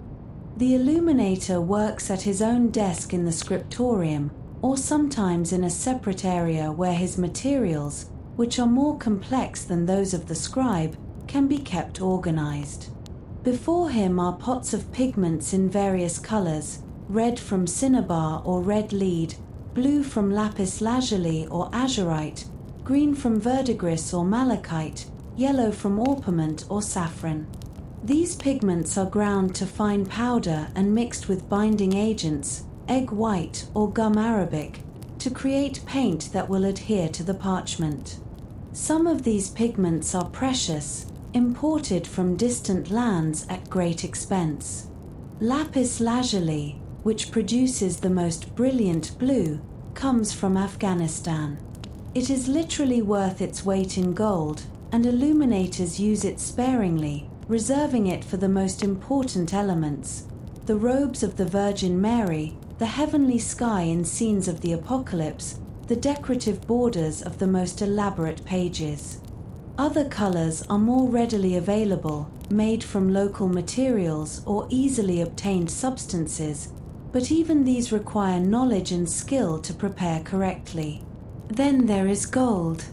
Not just yellow paint, but actual gold, applied as thin sheets of gold leaf or as gold powder mixed with adhesive. The application of gold is delicate work. The illuminator first applies a slightly sticky substance called glaire to the area where the gold is to go. Then he carefully lifts a piece of gold leaf, so thin it is almost transparent, and lays it on the prepared surface. The leaf is burnished with a smooth stone or a tooth, rubbed until it adheres firmly and takes on a brilliant shine. The result is a surface that truly gleams, that catches the light as the page is turned, that seems to radiate its own luminosity. The actual painting is done with brushes, some of them so fine they may have only a few hairs, allowing the illuminator to add tiny details: the expression on a saint's face, the folds of a garment, the individual feathers on an angel's wings. The work requires not just artistic skill but physical control. Your hand must be absolutely steady. A twitch, a tremor, and you can ruin hours of work. Some illuminators rest their painting hand on their other hand to steady it, or use a bridge, a small piece of wood that keeps their hand from touching the painted surface. The designs used in illumination vary by period and region, but certain motifs appear again and again. There are decorated initials, letters that grow and sprawl across a portion of the page, their forms elaborated with vines and leaves, with intertwined patterns, with animals both real and fantastic. There are border decorations, running along the edges of the text, sometimes simple geometric patterns, sometimes elaborate gardens full of flowers and birds. There are miniature paintings, complete scenes rendered in tiny scale, Christ teaching his disciples, a saint performing a miracle, a battle scene from biblical history. The illuminator often works from pattern books, collections of designs that can be copied and adapted. But there is room for creativity too, for the addition of personal touches, for the incorporation of local elements. An English illuminator might include plants and animals native to England. An illuminator in Italy might draw on classical motifs from Roman art. The style of illumination changes over the centuries, from the abstract interlace patterns of early medieval manuscripts to the more naturalistic styles of later periods. The work is painstaking, slow, requiring hours of concentration for what might be only a few square inches of decoration. A single illuminated page might take days or even weeks to complete, depending on its complexity. The illuminator must work in good light, must have a steady hand and keen eyesight. As with the scribe, the physical toll is considerable. The eyes strain from the close work and the need to distinguish subtle variations in color. The back aches from bending over the work. The hand cramps from holding the brush in the same position for extended periods. But the result, when it is finished, is something remarkable. An illuminated manuscript is more than a book, more than a text. It is a work of art, an object of beauty that elevates the Word of God through the addition of visual splendor. When the Gospel is read from an illuminated Gospel book, when the Psalms are sung from a decorated psalter, the beauty of the book itself becomes part of the worship, a physical manifestation of the reverence due to God's Word. There is also something deeply meditative about the work of illumination. The illuminator, like the scribe, works in silence. His attention is focused entirely on the page before him, on the exact placement of each brushstroke, the precise application of each bit of gold. In this focused attention, the work becomes prayer.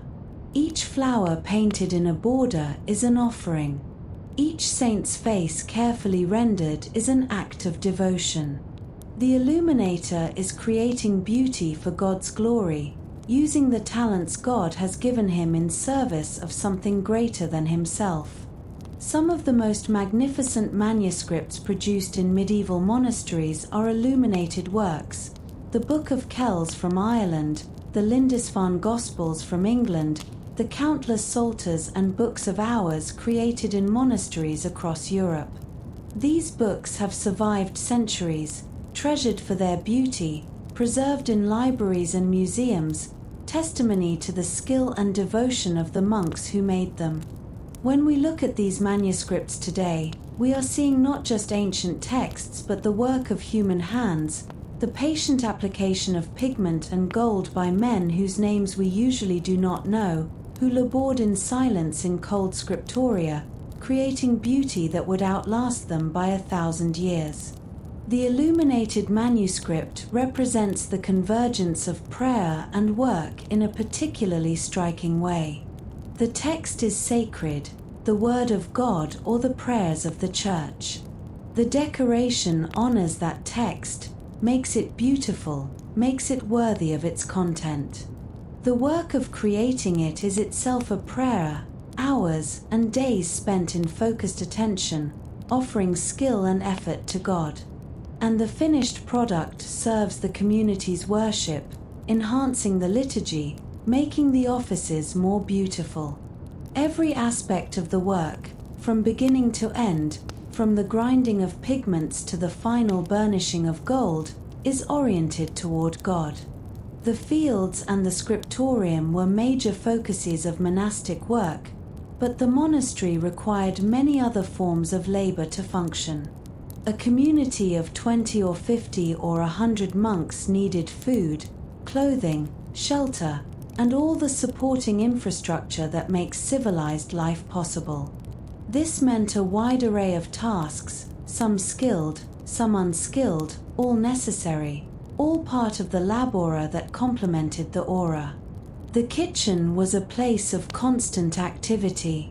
Food had to be prepared for 2 meals a day, every day, for the entire community. This was not cooking as we know it today, with modern appliances and conveniences. This was cooking over open fires or in large ovens, with heavy iron pots and wooden implements, with ingredients that had to be prepared from scratch. The monks assigned to kitchen duty, which rotated so that all took their turn, would begin their work early, perhaps even before prime, to ensure that dinner at midday would be ready on time. Bread was the staple, the foundation of every meal. The monastery's bakehouse was therefore one of its most important workshops. Several times a week, perhaps daily in a large monastery, bread was baked. The process began with grinding grain into flour, using either hand mills or, if the monastery was fortunate enough to have one, a water-powered mill. The flour was mixed with water and salt and leaven, kneaded into dough, left to rise, shaped into loaves, and baked in large ovens heated by wood fires. The work was hot, especially in summer, and physically demanding. Kneading enough dough to feed a community required strength and endurance.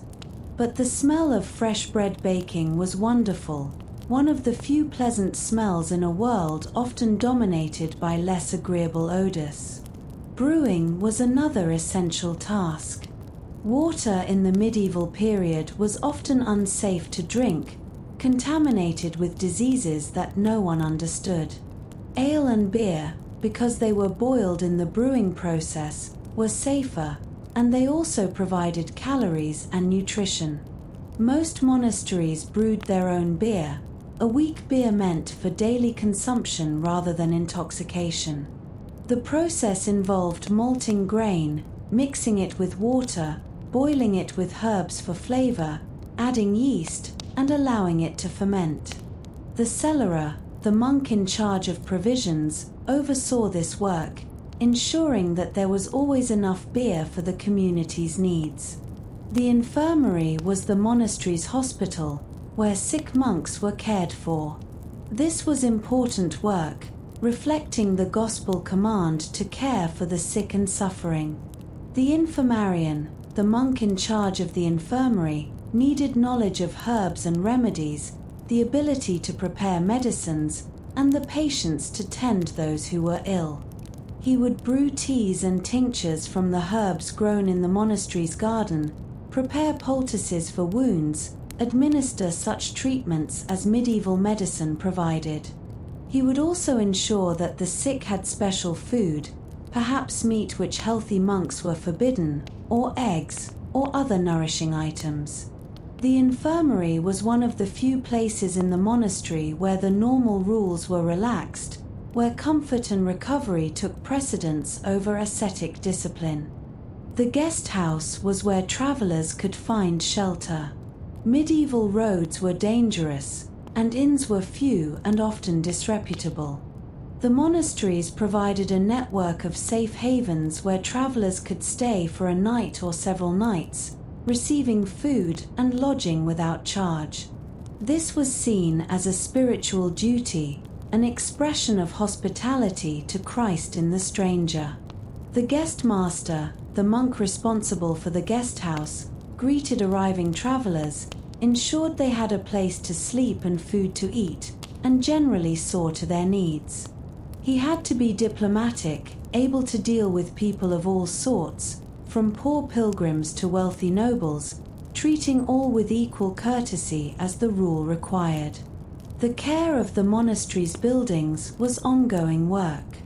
Stone buildings, even well-built ones, require maintenance. Roofs leak and must be repaired. Walls crack and must be repointed. Floors wear down and must be repaired or replaced. Some of this work required skilled craftsmen, masons who could work with stone, carpenters who could repair woodwork, tilers who could fix roofs.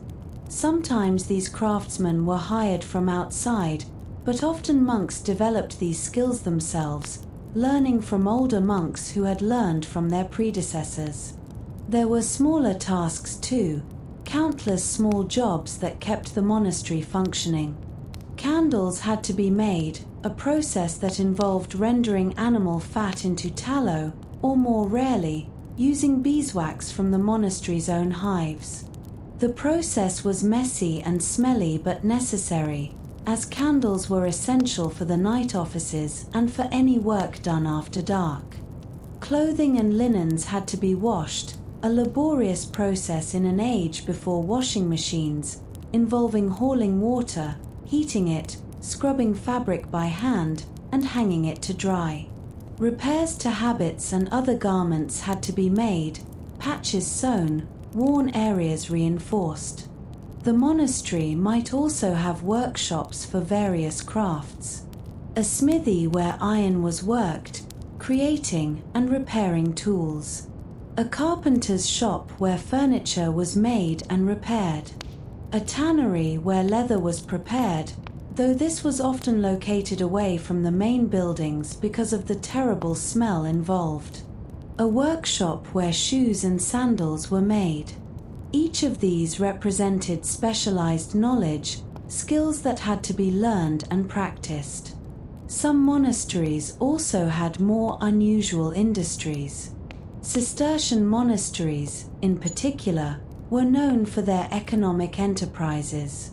They raised sheep and sold wool, which was much in demand for England's textile industry.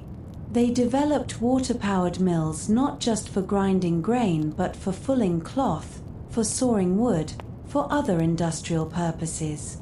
They mined iron ore and smelted it.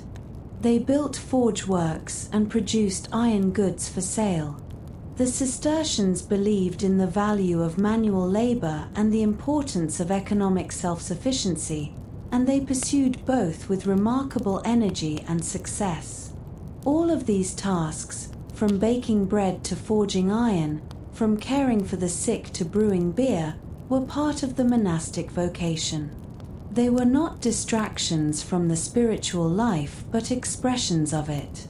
The monk baking bread was feeding his brothers, performing an act of service and charity. The monk repairing a roof was maintaining the house of God, caring for the physical space where prayer was offered.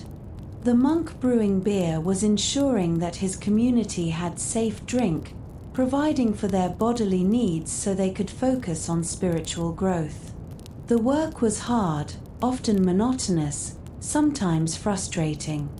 But it was real work, useful work, work that contributed to the community's survival and flourishing. And it was offered to God, just as the prayer was offered to God. The distinction between sacred and secular work, between spiritual and physical labor, was less sharp in the monastic understanding than it often is in ours. All work done for the right reasons, with the right intention, was holy work. All labor undertaken in obedience and offered to God was prayer.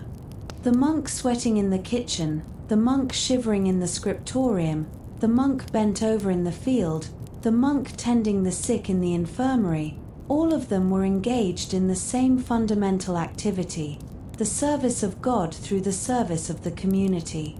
Their work looked different, required different skills, took place in different locations. But it was all part of the same whole, the same integrated life of prayer and work that defined monastic existence. And when the bell rang for the next office, whether it was terce interrupting the morning's work or none breaking up the afternoon or vespers marking the day's end, all of these workers would stop what they were doing. They would set down their tools, their pens, their pots and pans. They would wash their hands if necessary, straighten their habits, and make their way to the church. The work could wait. The tools would still be there when they returned. But the prayer could not wait, would not wait. The work of God took precedence over all other work, always and without exception. This was the rhythm, the pattern, the fundamental ordering of monastic life. Ora et labora, pray and work, work and pray, the two woven together into a single fabric, a single offering, a single life given to God. Between the times of communal prayer and the hours of manual labor, the rule of Saint Benedict prescribes time for reading. This was not optional or left to individual preference. It was as much a part of the horarium as prayer or work, scheduled into the day at specific times, required of all monks who were literate. The phrase Benedict uses is lectio divina, divine reading, and it refers to a particular kind of reading, slow and meditative, aimed not at acquiring information but at spiritual formation. The amount of time devoted to reading varied by season. In summer, when the days were long and there were many hours of daylight for outdoor work, the reading time might be relatively brief, perhaps an hour or two. In winter, when the days were short and field work was impossible or limited, the reading time expanded significantly. Lent, the 40 days before Easter, was a particularly intensive time for reading. Each monk was given a book at the beginning of Lent and was expected to read it through completely during those weeks. The books available for reading were kept in the monastery's library. This was not a library in the modern sense, not a large room with shelves full of thousands of volumes. Books were expensive, each one copied by hand, taking months or years to produce. A monastery might have a few dozen books, or if it was wealthy and well established, perhaps a few hundred. These would be kept in a locked cupboard or in a designated room under the care of the librarian, a monk responsible for preserving and maintaining this precious collection. The content of the library reflected the monastery's priorities. There would certainly be multiple copies of the Bible, or at least the Gospels and Psalms, which were used constantly in the liturgy. There would be copies of the Rule of Saint Benedict, which was read aloud daily in chapter. There would be works by the Church Fathers, Augustine, Jerome, Gregory the Great, John Chrysostom, Ambrose. These were the authoritative interpreters of Scripture and of Christian doctrine, and their writings formed the core of monastic theological education. There might also be lives of the saints, accounts of holy men and women whose examples were meant to inspire and instruct. The Desert Fathers, the early monks who had gone into the Egyptian wilderness to seek God in solitude, were particularly important models. Their sayings and stories, collected in texts like the Sayings of the Desert Fathers and the Lawsiac History, provided guidance on how to struggle against temptation, how to grow in humility and charity, how to persist in prayer when it felt dry and unrewarding. Some monasteries also possessed classical texts, works by Roman and Greek authors that had been preserved and copied during the early centuries of the Church. These might include Virgil and Ovid, Cicero and Seneca, texts of history and philosophy and rhetoric. The attitude toward these pagan authors was complex. On one hand, they were not Christian, and their writings sometimes contained ideas or morals that were incompatible with the gospel. On the other hand, they represented the heights of human learning and eloquence, and many church fathers had argued that Christians could learn from them, using their wisdom while rejecting their errors. The reading itself was done during designated times, often in the cloister where the covered walkway provided shelter from weather while allowing natural light. Or in winter, perhaps in the warming room, one of the few heated spaces in the monastery, where monks could thaw their cold fingers while they read. Each monk would have his assigned book, borrowed from the library, and he would find a place to sit or stand, and he would read. But this reading was different from the way most of us read today. It was not silent, rapid scanning of text to extract information as efficiently as possible. Medieval reading was typically done aloud, or at least in a murmur, the words pronounced even if quietly. This was partly because silent reading was an unusual skill, not universally practiced even among the literate. But it was also because speaking the words aloud helped them sink deeper into the consciousness. You did not just see the words with your eyes, you heard them with your ears, felt them in your mouth as you pronounced them. They engaged more of your senses, more of your being. And the pace was slow.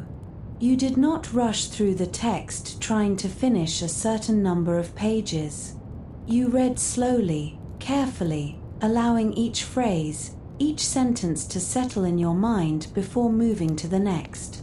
If a passage struck you, if it seemed to speak to your condition or to offer insight, you might stop and reread it, turning it over in your mind, considering its implications. You might sit for an hour and read only a few pages, or even less than a page if the material was particularly dense or moving. This was Lectio Divina, divine reading, reading as a form of prayer. You were not reading primarily to learn facts, though learning might occur. You were reading to encounter God in the text, to allow the words to shape your understanding, to open yourself to whatever spiritual insight or challenge the text might offer. Scripture particularly was read this way, with the expectation that God might speak through the words, that the Holy Spirit might illuminate the meaning in ways that were personally relevant. The process of Lectio Divina traditionally involved 4 stages, though these were not rigid or always clearly distinct. First came the reading itself, the careful, attentive encounter with the text. Then came meditation, the pondering of what had been read, the turning over of phrases or ideas in the mind, considering their meaning and application. Then came prayer, the response to what had been read and meditated upon, speaking to God about what the text had stirred in you.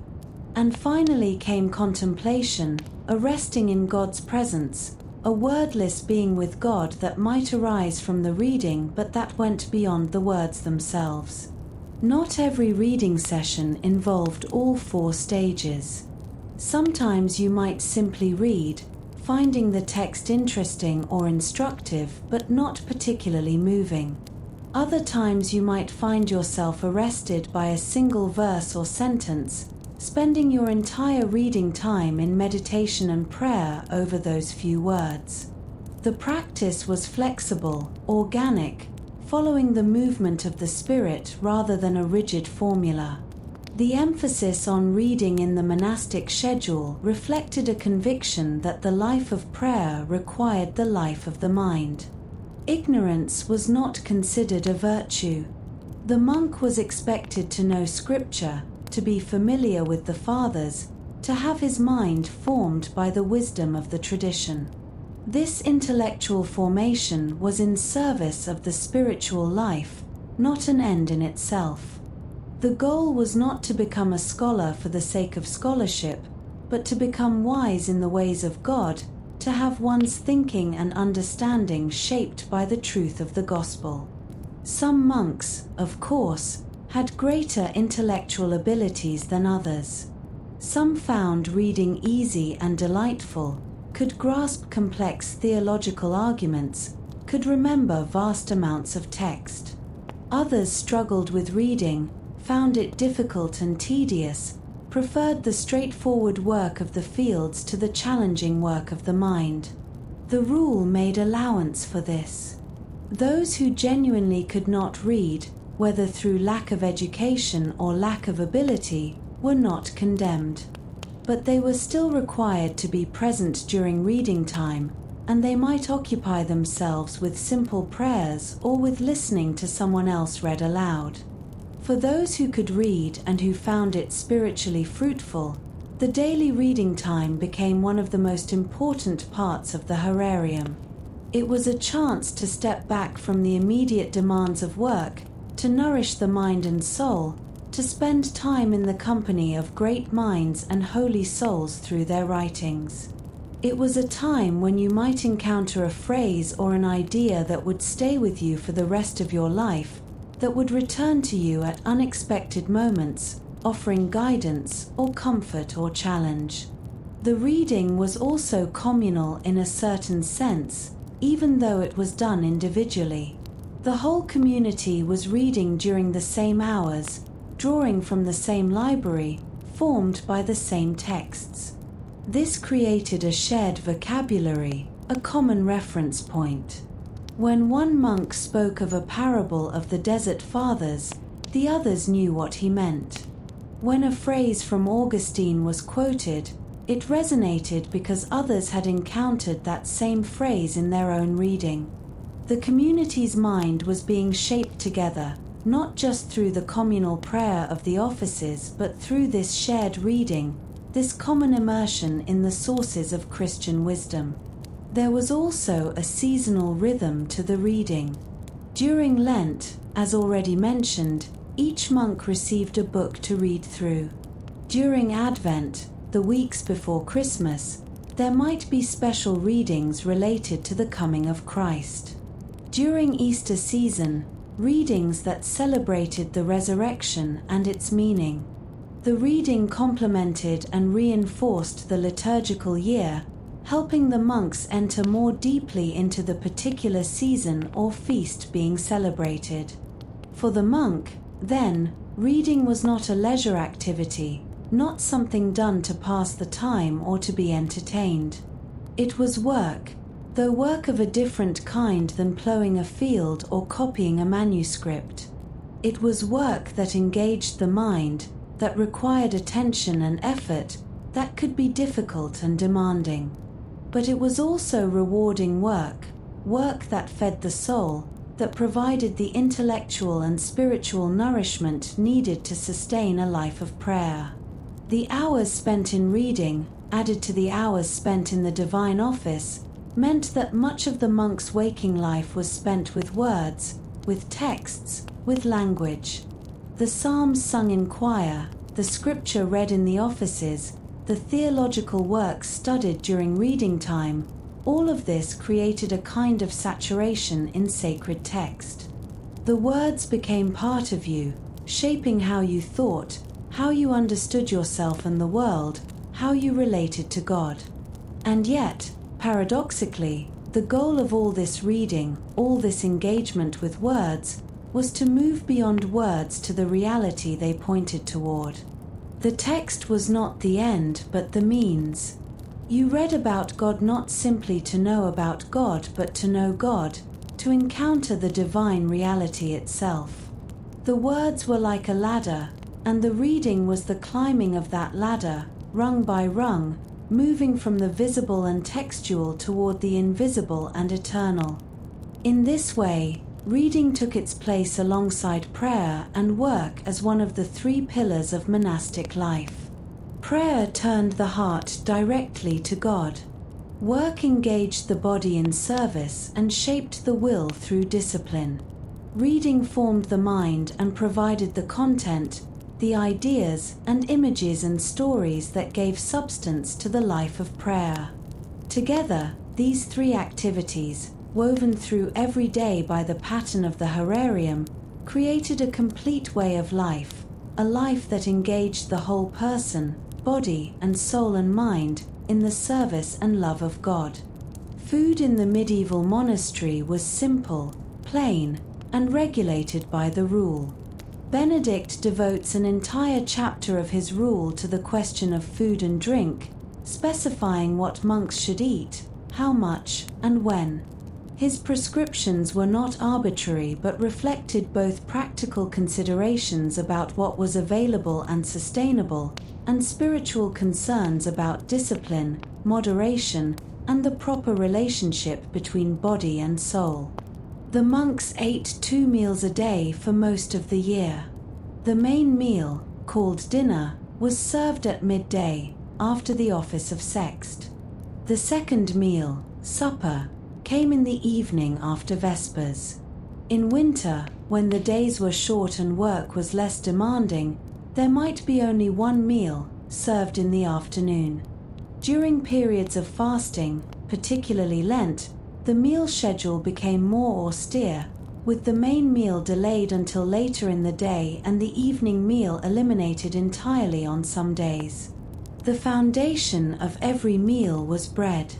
Each monk received a pound of bread per day, a generous portion that provided the bulk of his calories. The bread was whole grain, made from wheat or barley or rye, depending on what the monastery grew or could obtain. It was dense, substantial, the kind of bread that could sustain a man doing physical labor. It was not refined or delicate like modern white bread, but coarse and filling, with a flavor that came from the grain itself. Along with bread came cooked vegetables and legumes. The monastery gardens produced a variety of vegetables: cabbages, onions, leeks, turnips, carrots, peas, beans. These were prepared in simple ways, boiled or stewed, seasoned perhaps with herbs from the garden but without elaborate sauces or spices. The meals were not designed to delight the palate but to nourish the body adequately without excess. Legumes, particularly beans and lentils, were important sources of protein in a diet that largely excluded meat. The rule forbids the eating of the flesh of 4-footed animals. This was a significant restriction, setting monks apart from the general population for whom meat, when they could get it, was a valued food. The prohibition was not absolute. The sick, who needed extra nourishment, were allowed meat. But for healthy monks, 4-footed animals were off the table entirely. The reasoning was both practical and spiritual. Meat was expensive and required animals that could otherwise be used for labor or breeding. But more importantly, abstaining from meat was seen as a form of discipline, a way of moderating the appetites, of not indulging the body's desires. However, fish and poultry were permitted. If the monastery had access to a stream or pond, fish might be caught and served. If it kept chickens, eggs would be available, and occasionally a chicken too old to lay might be cooked. These exceptions meant that the monks were not vegetarians in the modern sense, but their diet was far more plant-based than that of most medieval people, particularly those of higher social classes who ate meat whenever they could afford it. Fruit was eaten when in season. The monastery orchard might provide apples, pears, plums, cherries. These would be eaten fresh in autumn or stored for winter consumption. Dried fruits, preserved from the previous year's harvest, might also be available. Fruit provided sweetness and variety, a welcome change from the staple of bread and vegetables, and also provided necessary vitamins during the long winter months when fresh food was scarce. Dairy products were permitted and valued. Cheese, made from the milk of the monastery's cows or goats, was an important source of protein and fat. It could be stored for long periods, aging in the monastery's cellars, providing sustenance through seasons when other foods were scarce. Butter was used sparingly for cooking or as a spread. Milk itself was drunk, though it was not as common as one might expect, since in the days before refrigeration, fresh milk spoiled quickly and was often reserved for the sick or the very young. The monks were also allowed wine or beer to drink. The rule specifies a measure of wine per day, roughly equivalent to half a pint, though Benedict notes somewhat disapprovingly that this is a concession to the weakness of those who cannot abstain entirely.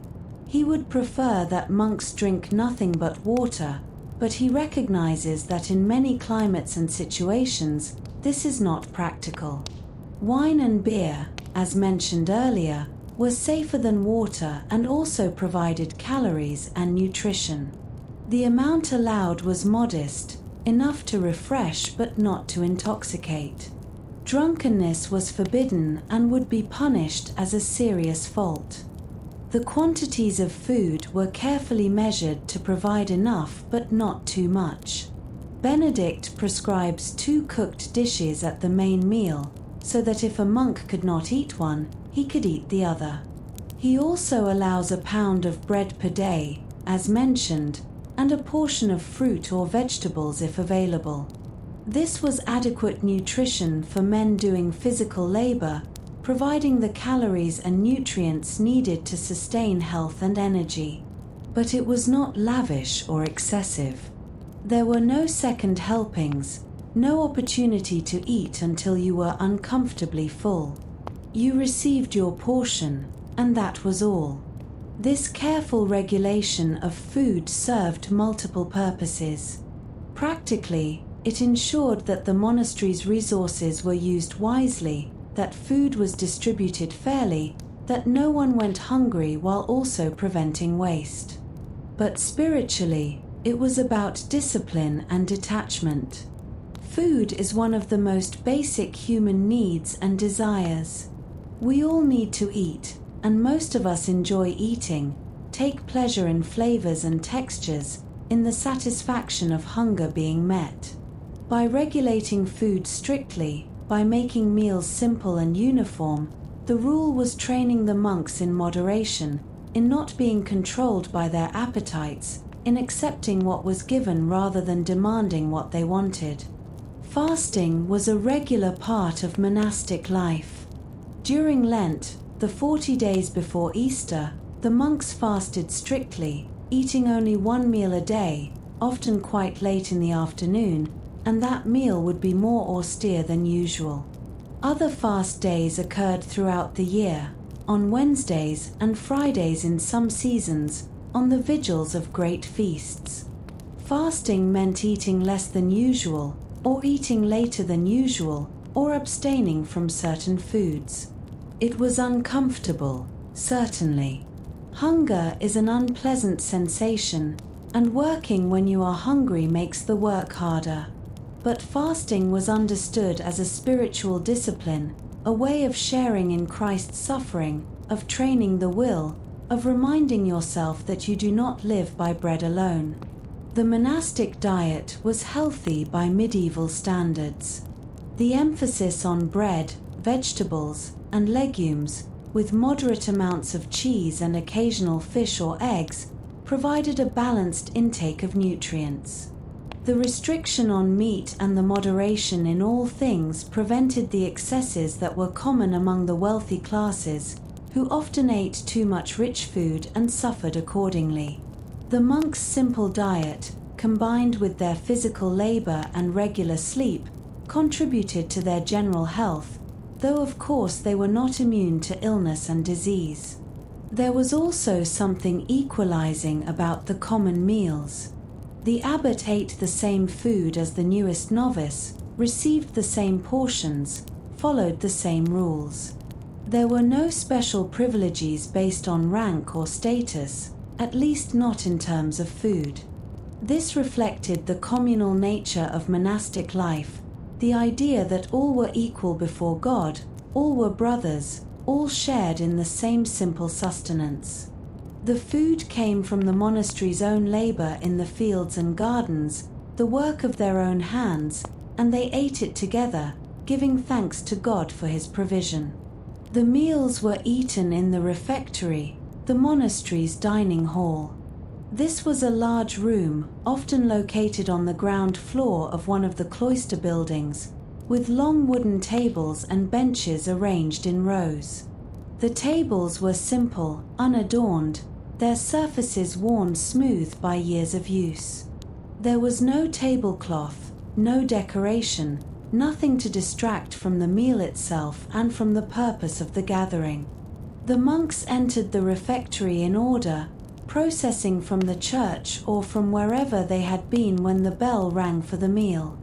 They stood at their places, waiting for the abbot or prior to give the signal. Then they recited a blessing, thanking God for the food they were about to receive, asking that it might nourish their bodies for his service. Only after the blessing did they sit and begin to eat. But the eating was done in silence. This was not a time for conversation, for laughter, for social interaction. The meal was a necessity, a time to nourish the body, but it was not to become an occasion for pleasure or idle talk. The rule is clear about this. At the table of the brethren there should be reading. While the monks ate, one of their number would stand at a lectern and read aloud from some edifying text. This might be scripture, or a commentary on scripture, or a life of a saint, or some other spiritual writing. The reader was chosen in advance, and he would have prepared the reading, practicing it beforehand to ensure he could read clearly and with good pronunciation. The silence of the meal, broken only by the voice of the reader and the quiet sounds of eating, created an atmosphere very different from the typical dining experience. You could not chat with your neighbor, could not comment on the food, could not tell stories or jokes. You simply ate, slowly and mindfully, while the words of the reading washed over you. If you needed something, if you required more bread or water, you made your need known through gestures, a system of hand signals that allowed for necessary communication without breaking the silence. This practice of reading during meals served several purposes. It prevented idle conversation and the potential for gossip or conflict that could arise when people gathered together.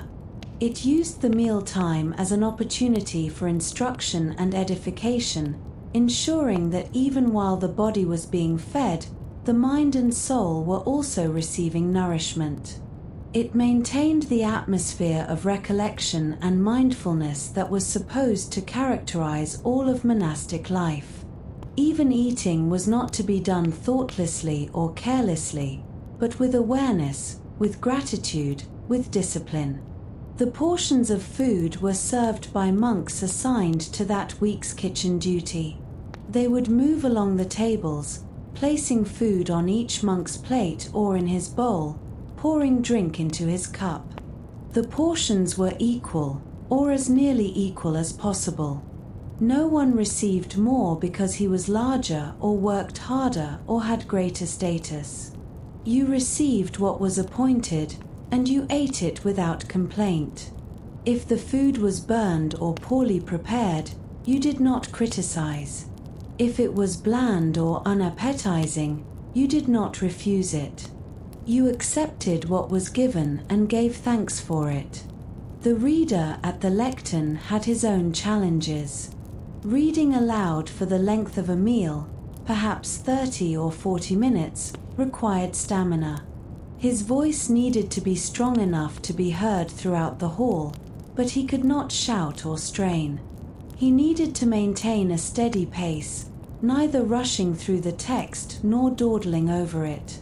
And he needed to concentrate on what he was reading, pronouncing words correctly, making the sense of the passages clear, even while hungry himself and probably wishing he could sit down and eat like everyone else. The monks who were listening had their own challenge, to actually listen, to pay attention to the reading while also eating their meal.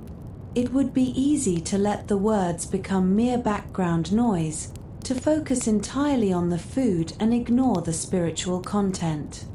But the expectation was that you would listen, would hear and absorb what was being read, would allow it to instruct and inspire you. Some monks developed the ability to eat mechanically, their hands and mouth doing the necessary work while their attention remained on the reading. Others struggled with this, finding their minds wandering, their focus pulled between the physical need to eat and the spiritual call to listen. When the meal was finished, there was no lingering. The monks did not sit and chat, did not remain at table enjoying one another's company. When the last monk had finished eating, when the reading had reached an appropriate stopping point, the abbot gave a signal. Everyone stood, another blessing was said, giving thanks for the meal and asking God's blessing on the work that was to follow. Then the monks filed out, returning to their assigned tasks or to the church for the next office. The refectory was cleaned by those on kitchen duty. The tables were wiped down, the floor swept, the dishes and cups washed and put away. Everything was left clean and ready for the next meal. This cleaning was not done grudgingly or carelessly, but as an act of service to the community, as part of the work that everyone shared in rotation. The experience of eating in the refectory was, for many monks, one of the more difficult aspects of monastic life. Food is naturally associated with pleasure, with social connection, with comfort. To eat in silence, to receive only simple food in measured portions, to have no choice in what or how much you ate, this required a level of detachment that did not come easily. But it was part of the discipline, part of the training in moderation and obedience that monastic life demanded. You learned to eat not for pleasure but for sustenance, not to satisfy your desires but to meet your needs, not according to your preferences but according to what was given. And yet, there could be a kind of peace in the simplicity of it. You did not have to think about what to eat or when to eat or how much to eat. It was all decided for you. You simply showed up when the bell rang, took your place, received your portion, ate it quietly while listening to the reading, gave thanks, and left. The food nourished your body. The reading nourished your soul. The silence preserved your peace of mind. And the regularity, the sameness day after day, created a stability that was itself a form of nourishment, a dependable structure in a world that was often unpredictable and chaotic. Sleep in the medieval monastery was not the long, uninterrupted rest that we consider normal today. The monks slept for a few hours in the evening after Compline, rose in the middle of the night for vigils, and then returned to sleep for a few more hours before rising again at dawn for lauds. This pattern of divided sleep, with a period of wakefulness in the middle of the night, was not unique to monasteries. Many people in the medieval period slept this way, particularly in winter when the nights were long. But for the monks, the nighttime waking was not incidental but central to their vocation, the time for the most demanding and spiritually significant of the daily offices. The sleeping arrangements in the monastery were simple. The monks slept in a common dormitory, a long room with individual beds or sleeping cells arranged along the walls. There was no privacy in the modern sense. You could hear your brothers breathing, snoring, turning in their sleep. You could hear when someone rose to use the necessarium in the night, when someone coughed or groaned in his sleep. This lack of privacy was intentional, part of the communal nature of monastic life. You were never alone, never isolated, always part of the community even in sleep. Each monk had a simple bed, essentially a wooden frame with rope or leather straps stretched across it to support a mattress. The mattress was a cloth sack filled with straw, changed periodically when the straw became too compressed or dirty. There was no spring, no foam, no softness beyond what the straw provided. The mattress was laid directly on the frame, and you slept on that. There might be a rough woolen blanket for warmth, perhaps two in the depths of winter, but no sheets, no pillows, no comforts beyond the bare minimum necessary to make sleep possible. You slept in your habit. There were no night clothes, no changing into something more comfortable for sleep. You simply loosened your rope belt, lay down on your mattress still fully clothed, and pulled the blanket over yourself. This served practical purposes.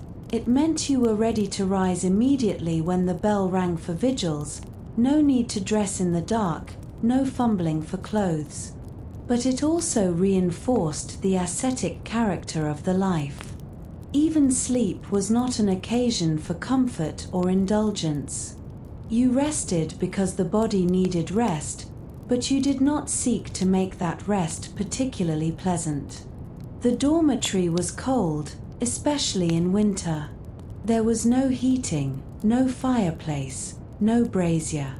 The only warmth came from the bodies of the monks themselves, the slight heat of human metabolism raising the temperature marginally above the outside air. In deep winter, the cold could be intense, bone-chilling, the kind of cold that makes sleep difficult and waking miserable. You would wrap yourself as tightly as possible in your blanket, curl into a ball to conserve warmth, and try to rest despite the discomfort. A lamp was kept burning in the dormitory throughout the night, providing a small amount of light. This served several purposes. It allowed anyone who needed to navigate the room in the dark to see where he was going. It provided light for the abbot or prior if he made a nighttime inspection to ensure that the monks were where they should be and behaving appropriately.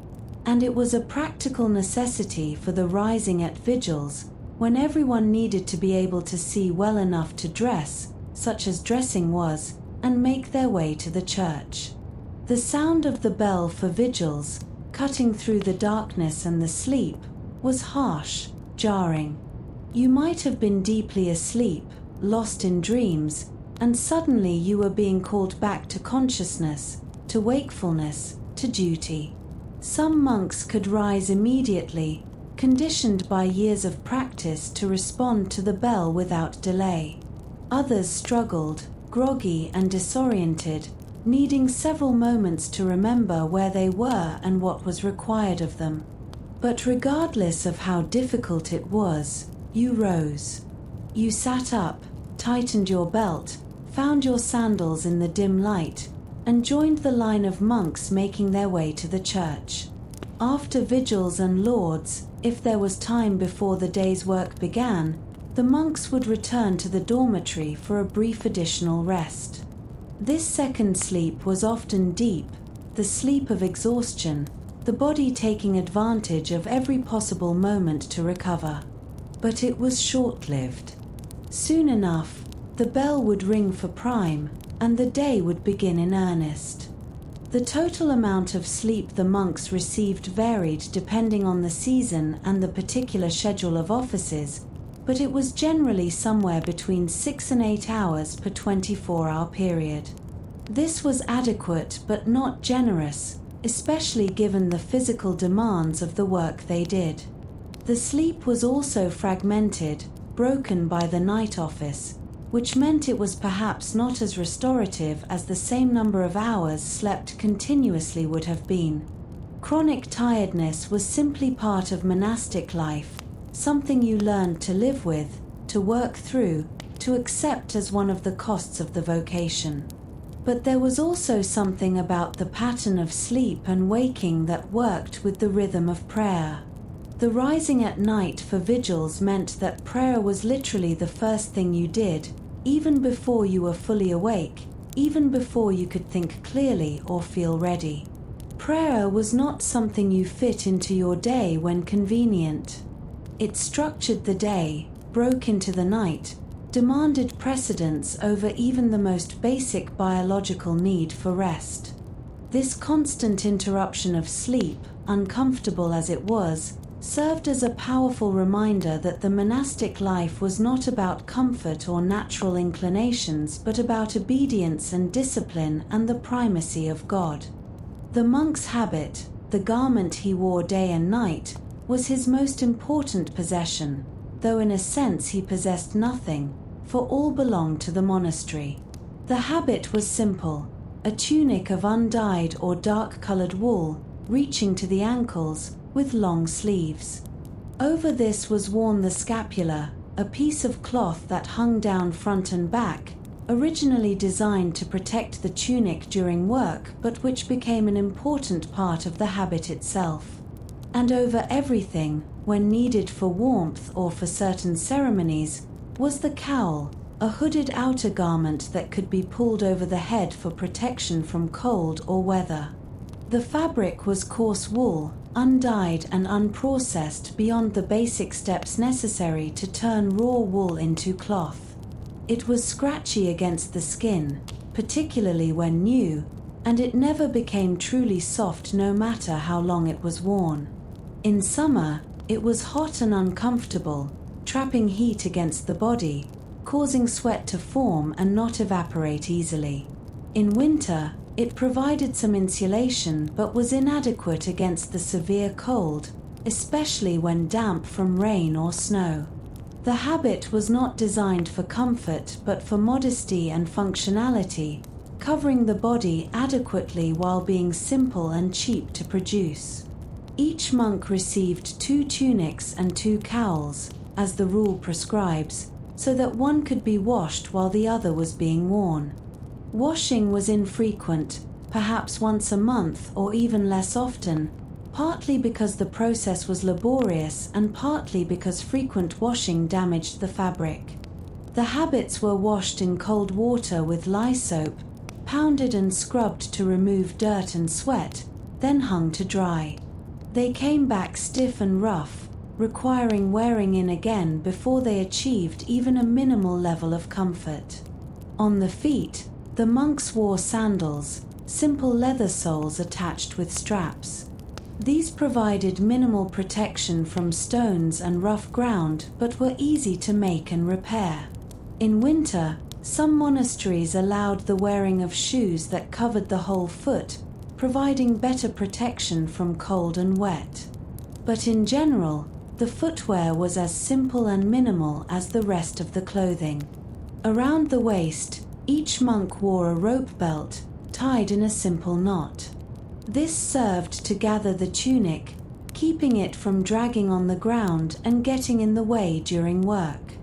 The belt had no buckle, no ornament, nothing beyond its simple function. When you loosened it for sleep, you simply untied the knot. When you dressed, you retied it. Beyond the habit, the sandals, and the belt, the monk owned nothing. No personal clothing, no jewelry, no keepsakes or mementos. The rule is explicit. This vice of private ownership must be utterly rooted out of the monastery. Everything belonged to the community, to the monastery itself. If you needed something, you asked the abbot or the cellarer, and if it was deemed necessary, it was provided. But you did not own it. It was lent to you for use, and it could be taken back at any time. In the modern world, we tend to associate the Middle Ages with filth, and while standards of hygiene differ, the monastery is often an island of relative cleanliness. The monks understand the connection between cleanliness and godliness, or at least between cleanliness and discipline. The center of daily hygiene is the lavatorium, a long stone trough or a circular basin located in the cloister, usually near the entrance to the refectory. Water is piped into the lavatorium, often through lead or wooden pipes from a spring or diverted stream. This in itself is a technological marvel in an age when most people must carry water from a well. The sound of running water is one of the constant background noises of the cloister, a soothing murmur that accompanies the monks' meditations. Before every meal and after manual labor, the monks are required to wash their hands. They line up at the lavatorium, dipping their hands into the cold water, scrubbing them, and drying them on a communal towel. This is not just a practical measure to remove dirt, it is a ritual of purification, a preparing of the body to receive the gift of food. Bathing, however, is a different matter. Immersion of the whole body in hot water is seen as a luxury, something that caters to the flesh, and therefore something to be regarded with suspicion. The rule of Saint Benedict says that the use of baths should be offered to the sick as often as it is expedient, but to the healthy, and especially to the young, it should be granted more sparingly. In practice, this means that a healthy monk might take a full bath only a few times a year, typically before the great feasts of Christmas, Easter, and Pentecost. On these occasions, wooden tubs are filled with water heated in the kitchen cauldrons. The monks bathe in silence, washing away the accumulated grime of months. It is a rare moment of physical comfort, the warmth of the water soaking into tired muscles, but it is strictly regulated to ensure it does not become an occasion for vanity or indulgence. Personal grooming centers on the tonsure, the distinctive haircut that marks a man as a monk. The top of the head is shaved bald, leaving only a ring of hair around the sides, resembling a crown. This is done to imitate the crown of thorns worn by Christ, and also as a symbol of renouncing worldly fashion. The shaving is done by the brothers themselves, or by a designated barber monk. They gather in the cloister, perhaps once a fortnight or once a month depending on the custom of the house. Imagine the scene, a row of monks sitting on stone benches, towels around their shoulders. The barber moves down the line with a razor and a bowl of water. There is no shaving cream, only water and perhaps a little soap or oil. The razor scrapes against the scalp, a sound like dry leaves rustling. The water is cold. The sensation is sharp, scraping, leaving the skin raw and exposed to the chill air. It is a submission, a physical stripping away of vanity, repeated over and over again as the hair grows back and is removed once more. Health care in the monastery is the domain of the infirmarian. The infirmary is a separate building, often with its own chapel and kitchen. It is a place of refuge for the sick, the very old, and those recovering from bloodletting. Here, the strict rules of monastic life are relaxed. Meat can be eaten to build strength. Fires are kept burning to provide warmth. The silence is less absolute. One of the primary medical practices is bloodletting, or minution. Medieval medicine is based on the theory of the four humours blood, phlegm, yellow bile, and black bile. Health is a balance of these humours, and illness is an imbalance. Blood is considered the hot, moist humour, and it is believed that an excess of it can cause all manner of physical and spiritual problems, including lust and aggression. Therefore, healthy monks undergo bloodletting regularly, usually 4 times a year. The procedure is simple and, by modern standards, gruesome. A vein in the arm is opened with a lancet, and a specific amount of blood is allowed to drain into a bowl. The monk sits and watches his life force flowing out, a meditation on mortality. Afterwards, the monk is considered minuted and is granted a period of rest in the infirmary to recover. He is excused from the night offices, given better food, and allowed to sleep longer. For a few days, the rigors of the life are softened, a small mercy that allows the body to recover its strength before returning to the full weight of the herarium. Herbal medicine is also practiced. The monastery garden grows sage for digestion, hyssop for the lungs, comfrey for bones, poppy for pain. The infirmarian dries these herbs, crushes them with a mortar and pestle, mixes them into teas or poultices or salves. The smell of the infirmary is a mix of wood smoke and drying herbs, a scent of healing. In times of plague or serious illness, the monastery can become a place of death. When a brother is dying, the community gathers. They do not leave him to die alone. They keep vigil by his bedside, praying the Psalms, reading scripture, supporting him with their presence as he makes his final journey. Death is not hidden away but faced directly, seen as the ultimate transition, the final office. The monk who has spent his life dying to self, dying to the world, dying to his own will, now faces the death of the body with the hope that he is finally going home to the God he has served through all the long, quiet hours of his life. The heart of the monastic community is not a democracy, nor is it a simple dictatorship. It is a family, and at its head stands the abbot. The title itself is derived from the Aramaic word Abba, meaning father, the same intimate term Jesus used for God. This is not a title of honor but of relationship. The abbot is believed to hold the place of Christ in the monastery, and the monks are his spiritual sons. To the outsider, the abbot appears as a figure of supreme authority. He is the ruler of this small kingdom.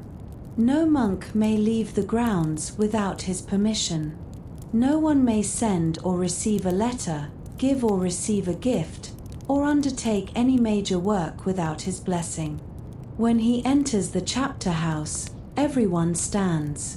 When he eats in the refectory, he is served first. His word is law, and the first vow of the Benedictine is obedience, specifically, obedience to the abbot. But to the man who holds the office, the perspective is very different. The rule of Saint Benedict devotes 2 long chapters to the abbot, and they are not manuals of power, but stark warnings of accountability. Benedict reminds the abbot constantly, almost relentlessly, that he will have to give an account for every soul entrusted to his care. On the day of judgment, the shepherd will be asked about his sheep. If any have been lost through his negligence, his bad example, or his failure to correct them, he will answer for it with his own soul. This belief transforms the nature of his authority. It is a burden, a heavy weight that the abbot carries every hour of every day. He cannot simply manage the monastery's finances or oversee the building projects. He must know the state of every monk's soul. He must know who is struggling with depression, acedia, who is fighting a secret temptation, who is becoming proud, who is physically frail. He must be a physician of souls, diagnosing spiritual illnesses and prescribing the right remedies. The abbot often lives in separate quarters, the abbot's lodging, which allows him to receive guests, bishops, nobles, travelers, without disturbing the deep silence of the cloister. He eats with the guests rather than the community, fulfilling the duty of hospitality. But despite this separation, he is not exempt from the rule. He is the living example of the rule. If he is lax, the community will be lax. If he is prayerful, the community will pray. He cannot ask the monks to do what he is not willing to do himself. Imagine him late at night, when the rest of the monastery is asleep. He sits in his study, a single candle burning. He is reviewing the accounts, perhaps worrying about the harvest or a dispute with a local lord. But more likely, he is thinking of his sons. Brother Thomas is angry lately. Why? Brother John is failing in health. Brother Peter is proud of his singing voice and needs to be humbled before it destroys him.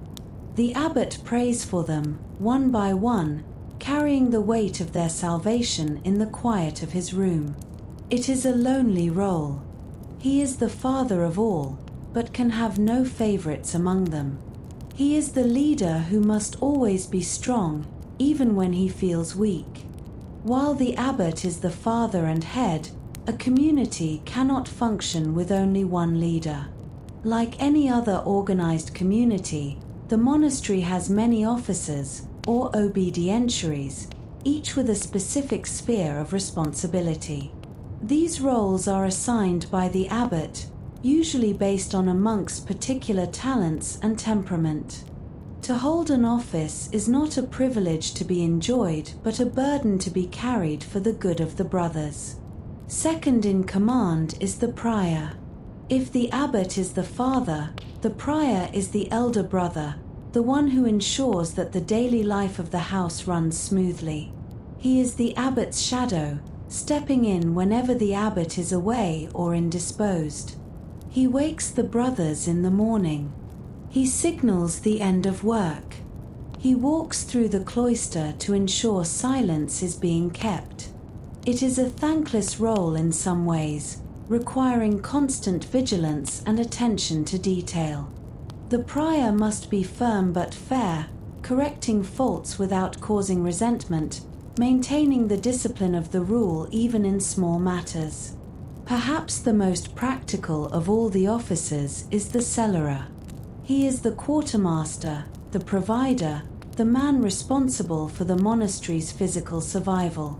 The rule describes the ideal cellarer as a man who is wise, mature in conduct, temperate, not an excessive eater, not turbulent, not hurtful, not sluggish, not wasteful.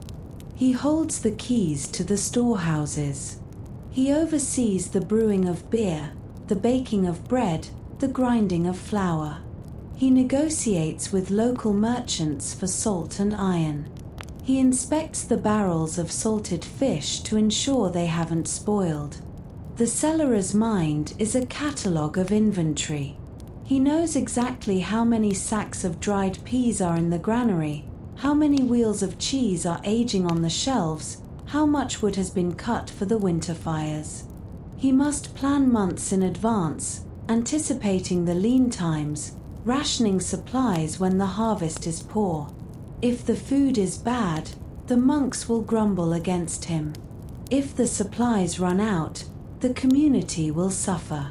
He carries the weight of their physical well-being, striving to provide what is needed so that the brothers can pray without the distraction of hunger or want. Then there is the sacrist, the keeper of the church.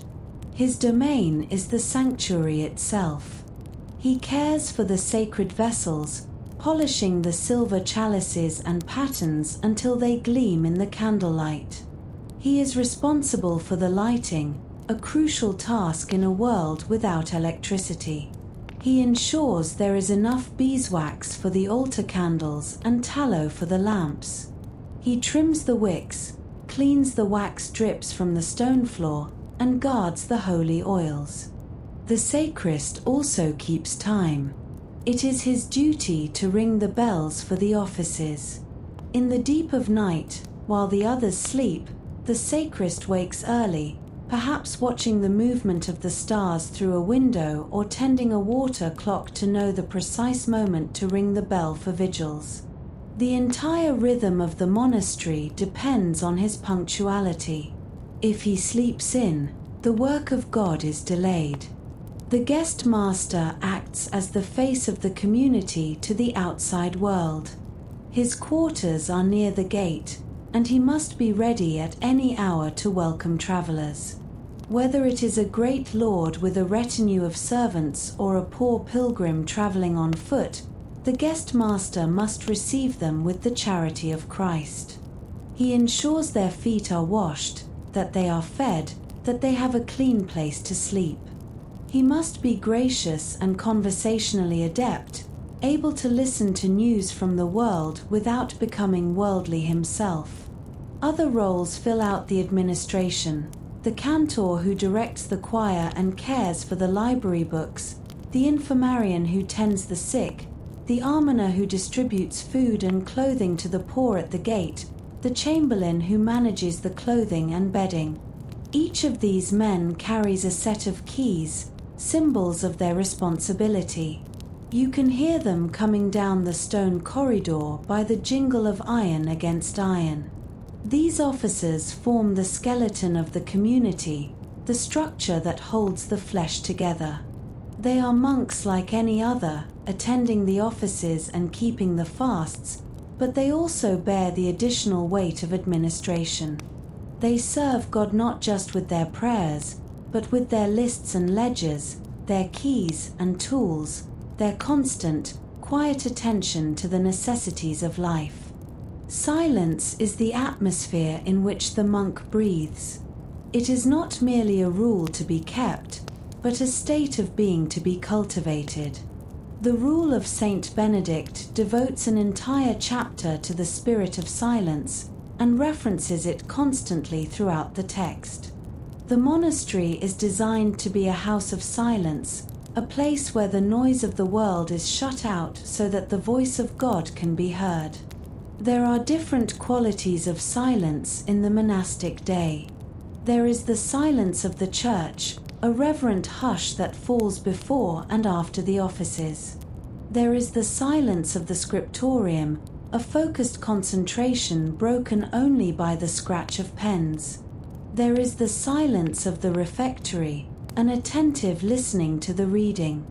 And most profound of all, there is the great silence of the night, stretching from Carmpline until Prime, a deep, inviolable stillness that wraps the monastery in peace. But human beings are social creatures, and total silence is impossible for a community that must live and work together. Therefore, the monks developed ways to communicate without breaking the silence. In the cloisters and refectories of medieval Europe, a complex system of sign language evolved. These were not the signs of modern sign language, which is a full linguistic system, but a utilitarian vocabulary of hand gestures designed for the specific needs of monastic life. Imagine a dinner in the refectory. You need salt for your bread. You cannot ask for it. Instead, you catch the eye of the brother across the table. You raise your hand and make a motion as if sprinkling something between your thumb and forefinger. He understands immediately and passes the cellar of salt. If you need bread, you make a circle with your thumbs and forefingers. If you need water, you join your fingers and move your hand downward like a flowing stream.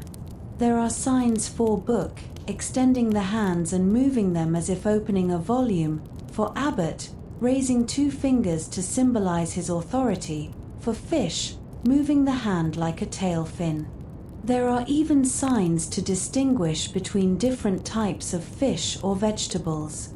This silent language allowed the necessary business of life, passing food, requesting tools, acknowledging instructions, to continue without a word being spoken.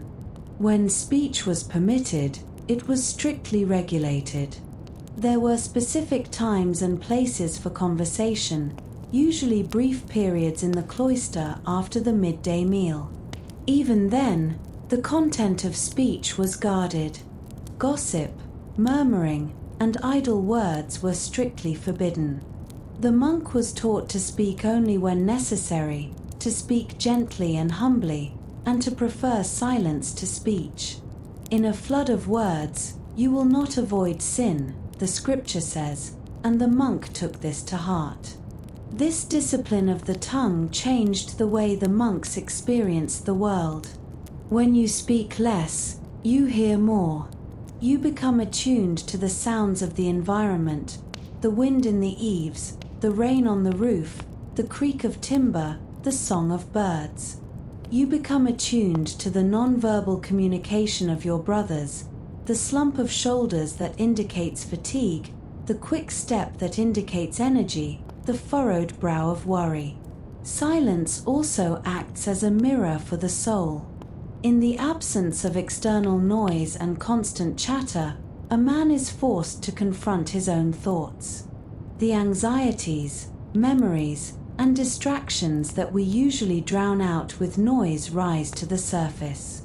This can be difficult, even terrifying, but it is necessary for spiritual growth.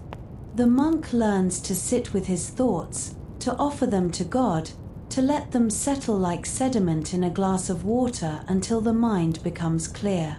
Over years of practice, the silence ceases to be a restriction and becomes a refuge. It is a protective wall around the interior life. It preserves energy that would otherwise be wasted on trivialities. In the silence, the monk finds a companionship that goes deeper than words, a shared presence in the mystery of God.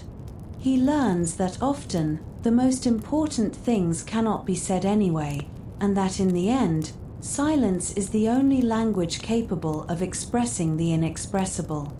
To live in a monastery is to live in extremely close quarters with a group of men you did not choose, and from whom you can never truly escape.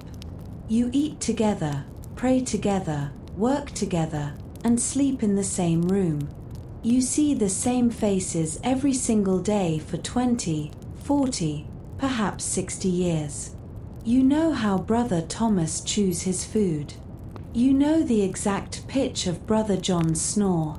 You know Brother Peter's annoying habit of humming while he gardens. In the world, if you dislike your neighbor or your co-worker, you can avoid them, or move away, or change jobs. In the monastery, the vow of stability forbids this. You are stuck with your brothers, and they are stuck with you. This inescapability is the crucible of monastic life. It forces the monk to deal with the reality of human relationships, stripped of the polite distances that society usually affords. Conflict is inevitable. Tempers flare in the heat of the harvest. Resentments simmer over perceived slights in the choir. Egos clash in the chapter meeting. The rule recognizes this reality and provides mechanisms for healing. There is the kiss of peace, a ritual exchange during the Mass where brothers acknowledge their bond in Christ. There is the requirement to ask forgiveness before the sun sets on one's anger.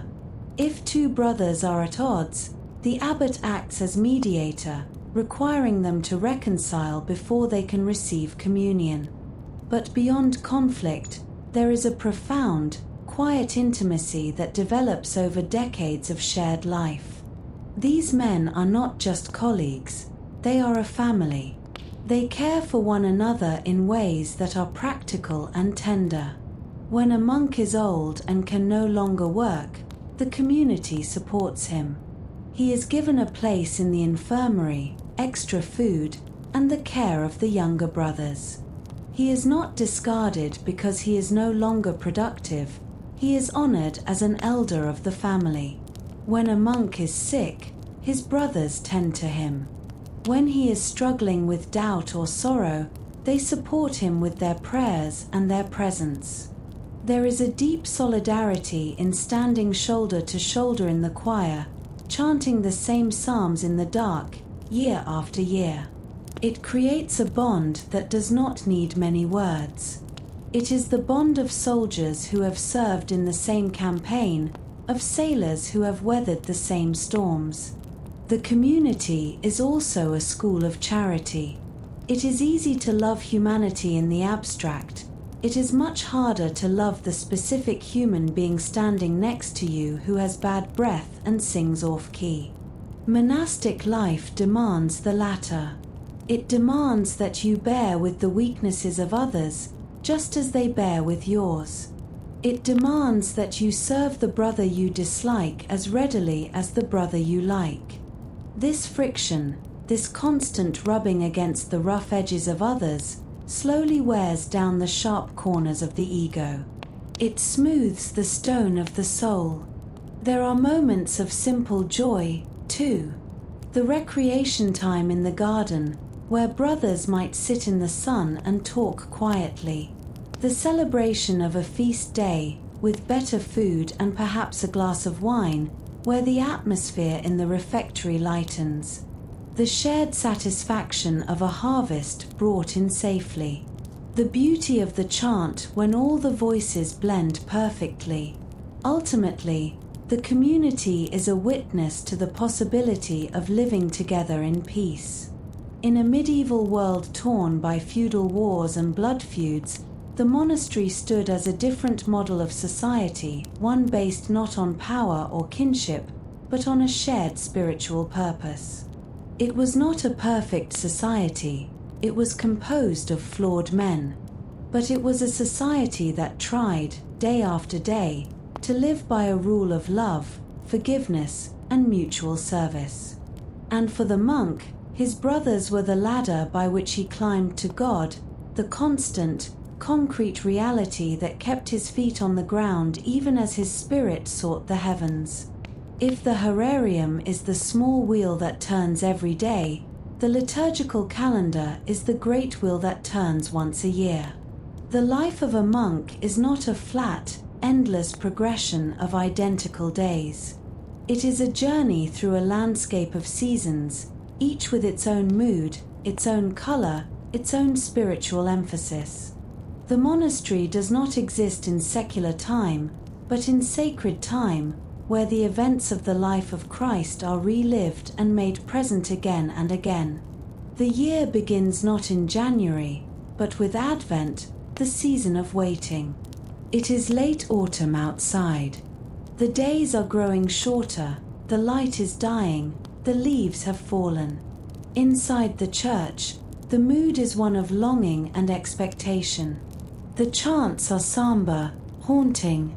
The monks are waiting for the light of the world. It is a time of examining the darkness in one's own soul, of preparing the way. The vestments are violet, the color of penance and royalty. Then comes Christmas, the breaking of the light. The long fast of Advent is broken. The church is filled with candles. The chants change from longing to joy. Pure natus est nobis, a child is born to us. The monastery celebrates for 12 days, a continuous feast of the Incarnation. The vestments are white or gold. There is a sense of wonder, of the impossible becoming possible. After the brief respite of Epiphany comes Lent, the most demanding season of the monastic year.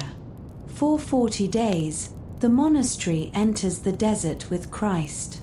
The food is reduced to the bare minimum. The schedule of work is often heavier. The reading is more intensive.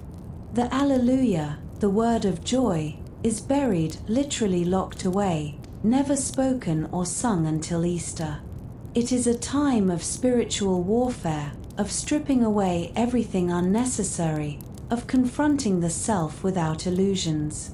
The mood is heavy, serious, focused. Then, the explosion of Easter.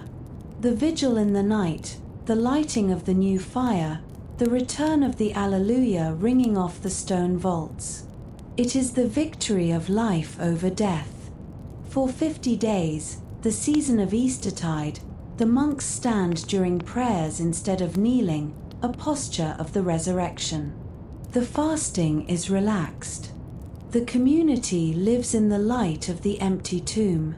Then the long green season of ordinary time, the months of summer and harvest, where the focus is on growth, on the steady work of the kingdom. The vestments are green, the color of life and vegetation. This is the season of labor, of the parables, of the day-to-day faithfulness that sustains the spiritual life when the drama of the great feasts has passed. This cycle gives the monk a way to process the full range of human experience. He is not expected to be joyful all the time, nor sorrowful all the time. There is a time to weep, Lent, and a time to laugh, Easter. A time to mourn, Good Friday, and a time to dance, Pentecost. The calendar carries him when his own feelings do not. Even if he feels dry and empty, the liturgy offers him the joy of Christmas. Even if he feels manic and distracted, The liturgy offers him the sobriety of Advent. He does not have to invent his spiritual life. He steps into the great river of the Church's year and lets it carry him. The changing seasons dictate more than just the prayers. They fundamentally alter the physical reality of the monk's day. The horarium is elastic, stretching and contracting with the sun. In winter, the nights are long and the days short. The monks might rise for vigils as early as 2 a.m., spending a long time in the dark choir because the sun will not rise until late. This means a very long period of night watch. However, because the daylight hours are few, the time for manual labor is compressed. You cannot weed a garden in the dark, nor can you harvest frozen ground. Therefore, winter is the season of the mind. The hours that would be spent in the fields are given over to reading, to study, to the scriptorium. It is a time of introspection, of huddled warmth in the warming room, of long hours with books. Winter also brings physical hardship. The stone buildings are essentially giant refrigerators. The cold is a constant companion. Monks suffer from chilblains on their fingers and toes. The ink in the scriptorium freezes in the pots. The water in the lavatorium turns to ice. The diet changes to no fresh vegetables, only root crops stored in the cellar, dried beans, salted fish, and cheese. It is a time of endurance. Summer reverses everything. The sun rises early, meaning vigils and lauds are shorter or pushed closer together. The daylight lasts for 16 hours or more. This is the season of the body. The earth demands attention.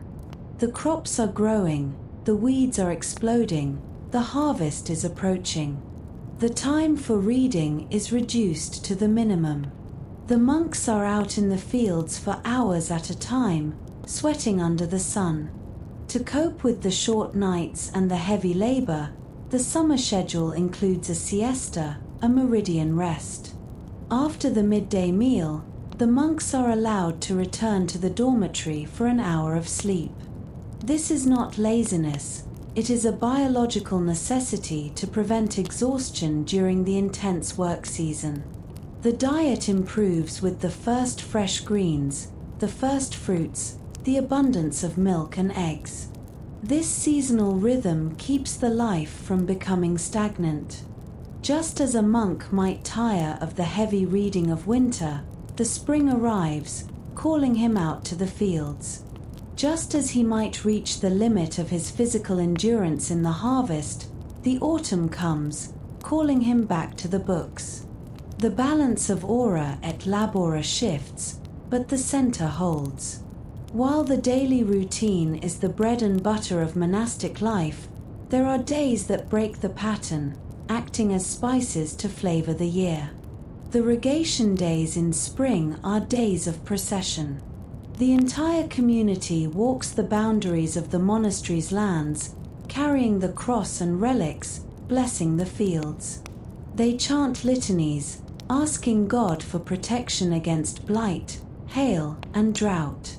Imagine the line of black-robed figures winding through the green wheat fields, the sound of the chant carried away by the wind, a physical claiming of the land for God. Then there are the great feast days, Christmas, Easter, Pentecost, Assumption, and the feast of the monastery's patron saint. On these days, the silence is relaxed. The food is better, perhaps a portion of fish, a cake sweetened with honey, or an extra allowance of wine, a pittance. The liturgy is elaborate, with processions in copes of silk, with incense clouding the church, with the best singers performing polyphony if the monastery allows it. These are days of holy leisure, where the burden of work is lifted, and the community simply enjoys the goodness of God. And finally, there is the observance of death. A funeral in a monastery is a solemn, frequent, and deeply communal event. When a monk dies, his body is washed and dressed in his habit. He is carried into the church, where the brothers keep a continuous vigil, reciting the entire Psalter, all 150 psalms, by his side. He is buried in the monastery graveyard, usually without a coffin, his body returned directly to the earth, marked by a simple wooden or stone cross. For the monk, death is not a tragedy but a completion. It is the final nunc dimittis. The community does not try to ignore it. They face it together, singing the same chants for the dead brother that will one day be sung for them. It is the ultimate reminder of why they are there, to prepare for this moment, to strip away the fear of death, and to step from the shadow of the cloister into the light of God. The external life of the monk, the herarium, the work, the silence, the fasting is merely a scaffolding. Its purpose is to support the construction of an interior temple. The blueprint for this interior work is laid out by Saint Benedict in chapter 7 of his Rule, where he describes the ladder of humility. This is not a ladder of achievement, where one climbs higher by becoming greater. It is a paradoxical ladder where one ascends to God by descending in one's own estimation. Benedict describes 12 steps, or rungs, on this ladder. The first step is the fear of God, a constant, reverent awareness of God's presence, an understanding that every thought and action is seen. This is the foundation. Without this mindfulness, the spiritual life cannot begin. As the monk climbs the ladder, the steps become more demanding. The second and third steps involve giving up one's own will and submitting to the will of another. This attacks the root of pride, the desire to control, to be the master of one's own destiny. The fourth step is perhaps the hardest: patience and quiet endurance in the face of difficulties, or even injustice. When obedience leads to suffering, or when a superior is harsh, or when life in the community is grating, the monk is called to endure without murmuring. This is a profound psychological discipline. It refuses to let the ego defend itself, refuses to lash out or complain, but chooses instead to absorb the difficulty, trusting that in this silence, God is found. The higher steps move inward. The monk admits his faults, fifth step. He is content with the lowest and most menial tasks, sixth step. He genuinely believes himself to be the lowest of all, not just saying it with his lips but believing it in his heart, seventh step. This is not a neurotic self-hatred, but a clear-eyed realism about one's own flaws compared to the holiness of God. The final steps manifest in the body. The monk speaks gently and only when necessary. He does not laugh boisterously. And finally, on the 12th step, his humility becomes visible in his very posture. Benedict describes the monk as walking with his head bowed, his eyes fixed on the ground, constantly aware of his own unworthiness and of God's mercy. When the monk has climbed all these steps, Benedict says, he will arrive at that perfect love of God which casts out fear. The labor of humility, which began in fear and struggle, ends in freedom. The heavy lifting of the ego is put down. The monk no longer acts out of fear of hell, but out of love for Christ and habit of the good. The interior struggle resolves into peace. For the modern mind, obedience is often a dirty word. We value autonomy, independence, the ability to chart our own course. But for the medieval monk, obedience was the master key to spiritual freedom. The monk vowed obedience to his abbot, and through him, to God. This was not a conditional contract, it was a total surrender of the will. The rule is uncompromising on this point. Obedience must be given without delay. As soon as the command is heard, the monk must drop what he is doing and obey. If he is writing a letter, he leaves it unfinished. If he is working in the garden, he puts down his hoe. To hesitate, to calculate, to argue, this is to cling to one's own will. But true obedience goes deeper than just doing what you are told. It is about how you do it. Benedict warns strictly against murmuring, grumbling, complaining, rolling the eyes, either outwardly or inwardly. A monk who obeys with a grudge, who does the task but hates the one who commanded it, receives no reward from God. His body obeys, but his heart rebels. The goal is to obey with a good heart, to align one's own will so completely with the superior's that the conflict disappears. What if the abbot commands something impossible? Benedict addresses even this. If a monk is assigned a task that is too heavy or too difficult for him, he should choose a quiet moment to explain to his superior why he cannot do it. He should speak patiently and humbly, not aggressively. But if, after hearing the explanation, the abbot insists on the original command, the monk must obey. He must trust that God will provide the strength, or that there is a lesson in the failure itself. He must throw himself into the task out of love, trusting that obedience is safer than his own judgment. This surrender is a kind of death. It is the death of the self-willed ego. But the monks believed that only by dying to self could they rise to new life. By giving up the burden of having to be right, of having to be in control, of having to get their own way, they found a profound peace. They were released from the tyranny of their own desires. Most religious orders in the Middle Ages were itinerant. Friars moved from town to town, preaching and begging. But the Benedictine monk took a vow of stability. He promised to remain in one place, with one community, for the rest of his life. He would live and die within these same stone walls. He would be buried in the cemetery beside the church. Stability was the anchor. It prevented the monk from running away when things got hard. And things always get hard. When the abbot is unreasonable, when the food is bad, when the brother in the next cell is annoying, the natural human instinct is to leave, to find a better place. Stability shuts that door. It forces the monk to stay and face the difficulty, to work through the conflict, to deal with his own impatience. It forces him to sink his roots deep into the soil of this specific place. Linked to stability is the vow of conversatio morum, often translated as conversion of life or fidelity to the monastic way. This is the promise to keep changing, to keep turning toward God.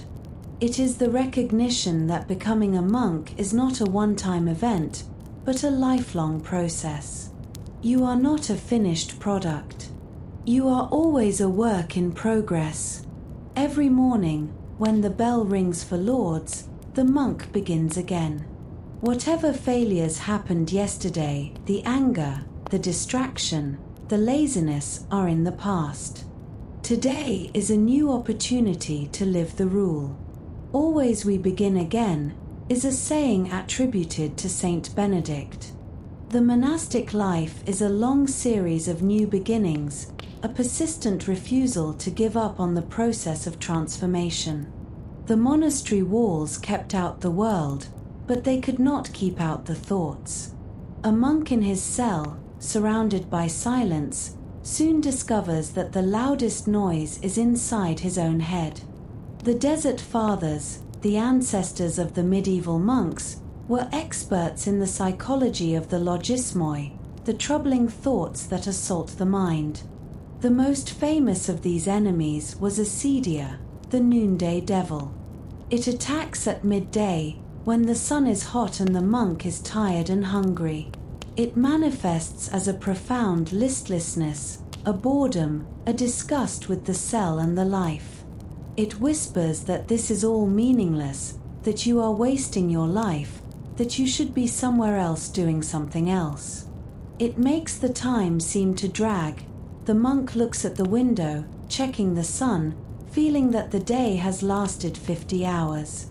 The remedy for acedia was not to leave the cell, but to stay, to endure the boredom without yielding to it, to pray simply, to do some manual work, to weep.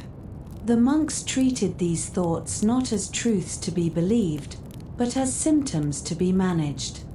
They developed a strategy for dealing with temptations called custody of the heart. It involved watching the thoughts like a gatekeeper. When a thought comes, resentment, lust, pride, the monk must identify it immediately. He must not let it in, must not entertain it or argue with it. The rule advises the monk to dash the offspring of Babylon against the rock. This violent image means taking the bad thought while it is still small, a baby, and smashing it against the rock which is Christ, that is, turning immediately to prayer before the thought has time to grow into a full-blown passion. This interior warfare was constant. The monk was a soldier on a battlefield that no one else could see. While he looked peaceful to the outsider, sitting quietly in his stall, inside he might be fighting a desperate battle against despair or anger. This was the white martyrdom, the dying to self that replaced the red martyrdom of blood in an age when Christianity was no longer persecuted. And so the wheel turns. Let us look back one last time at the day we have lived. It began in the profound darkness of the night, with the jarring sound of the bell. We rose from the straw, shivering in the cold, and stumbled into the stone church. We stood in the shadows of vigils, chanting the psalms while the world slept. We watched the light slowly conquer the dark at Lourdes, seeing the sun touch the stained glass. We dedicated the work of our hands at prime. We went out into the fields, feeling the earth, the tools, the sweat. We sat in the scriptorium, smelling the ink and the parchment, preserving the words of the past. We paused at terce, sext, and none to remember God in the midst of our labor. We ate in silence in the refectory, listening to the reading, nourishing the body with bread and the soul with wisdom. We gathered at Vespers as the sun went down, offering the day back to its creator with the smoke of incense. We stood for the last time at Carmpline, letting go of our control, trusting ourselves to the night. And now, the great silence has fallen again. The monks are in their beds. The abbot has made his rounds. The last candle is extinguished. The monastery is a shell of stone holding a silence that is not empty, but full. The day is done. It was exactly like the day before it, and it will be exactly like the day that follows it. But in this repetition, there is peace. In this sameness, there is eternity. The medieval world that created these monasteries has long since vanished. The kings and emperors are dust. The feudal system is a footnote in history books. Many of the great abbeys themselves are now ruins, their roofs gone, their walls open to the sky, tourists wondering where monks once prayed. But the legacy remains. It remains in the manuscripts they copied, the books of history, science, and philosophy that survived the collapse of civilization because of their patient labor. It remains in the landscape of Europe, cleared and cultivated by their hands. It remains in the universities and hospitals, institutions that grew out of the monastic schools and infirmaries. More importantly, the spirit of the life remains. The insight that human beings need rhythm, not just speed. That silence is not a void to be filled, but a presence to be entered. That work can be a prayer. That a life lived in community, with all its friction and difficulty, is a school of love. Even today, in monasteries around the world, the bell still rings. Men and women still rise in the darkness. The psalms are still chanted. The wheel still turns. The prayer continues, and a steady heartbeat of humanity seeks the divine.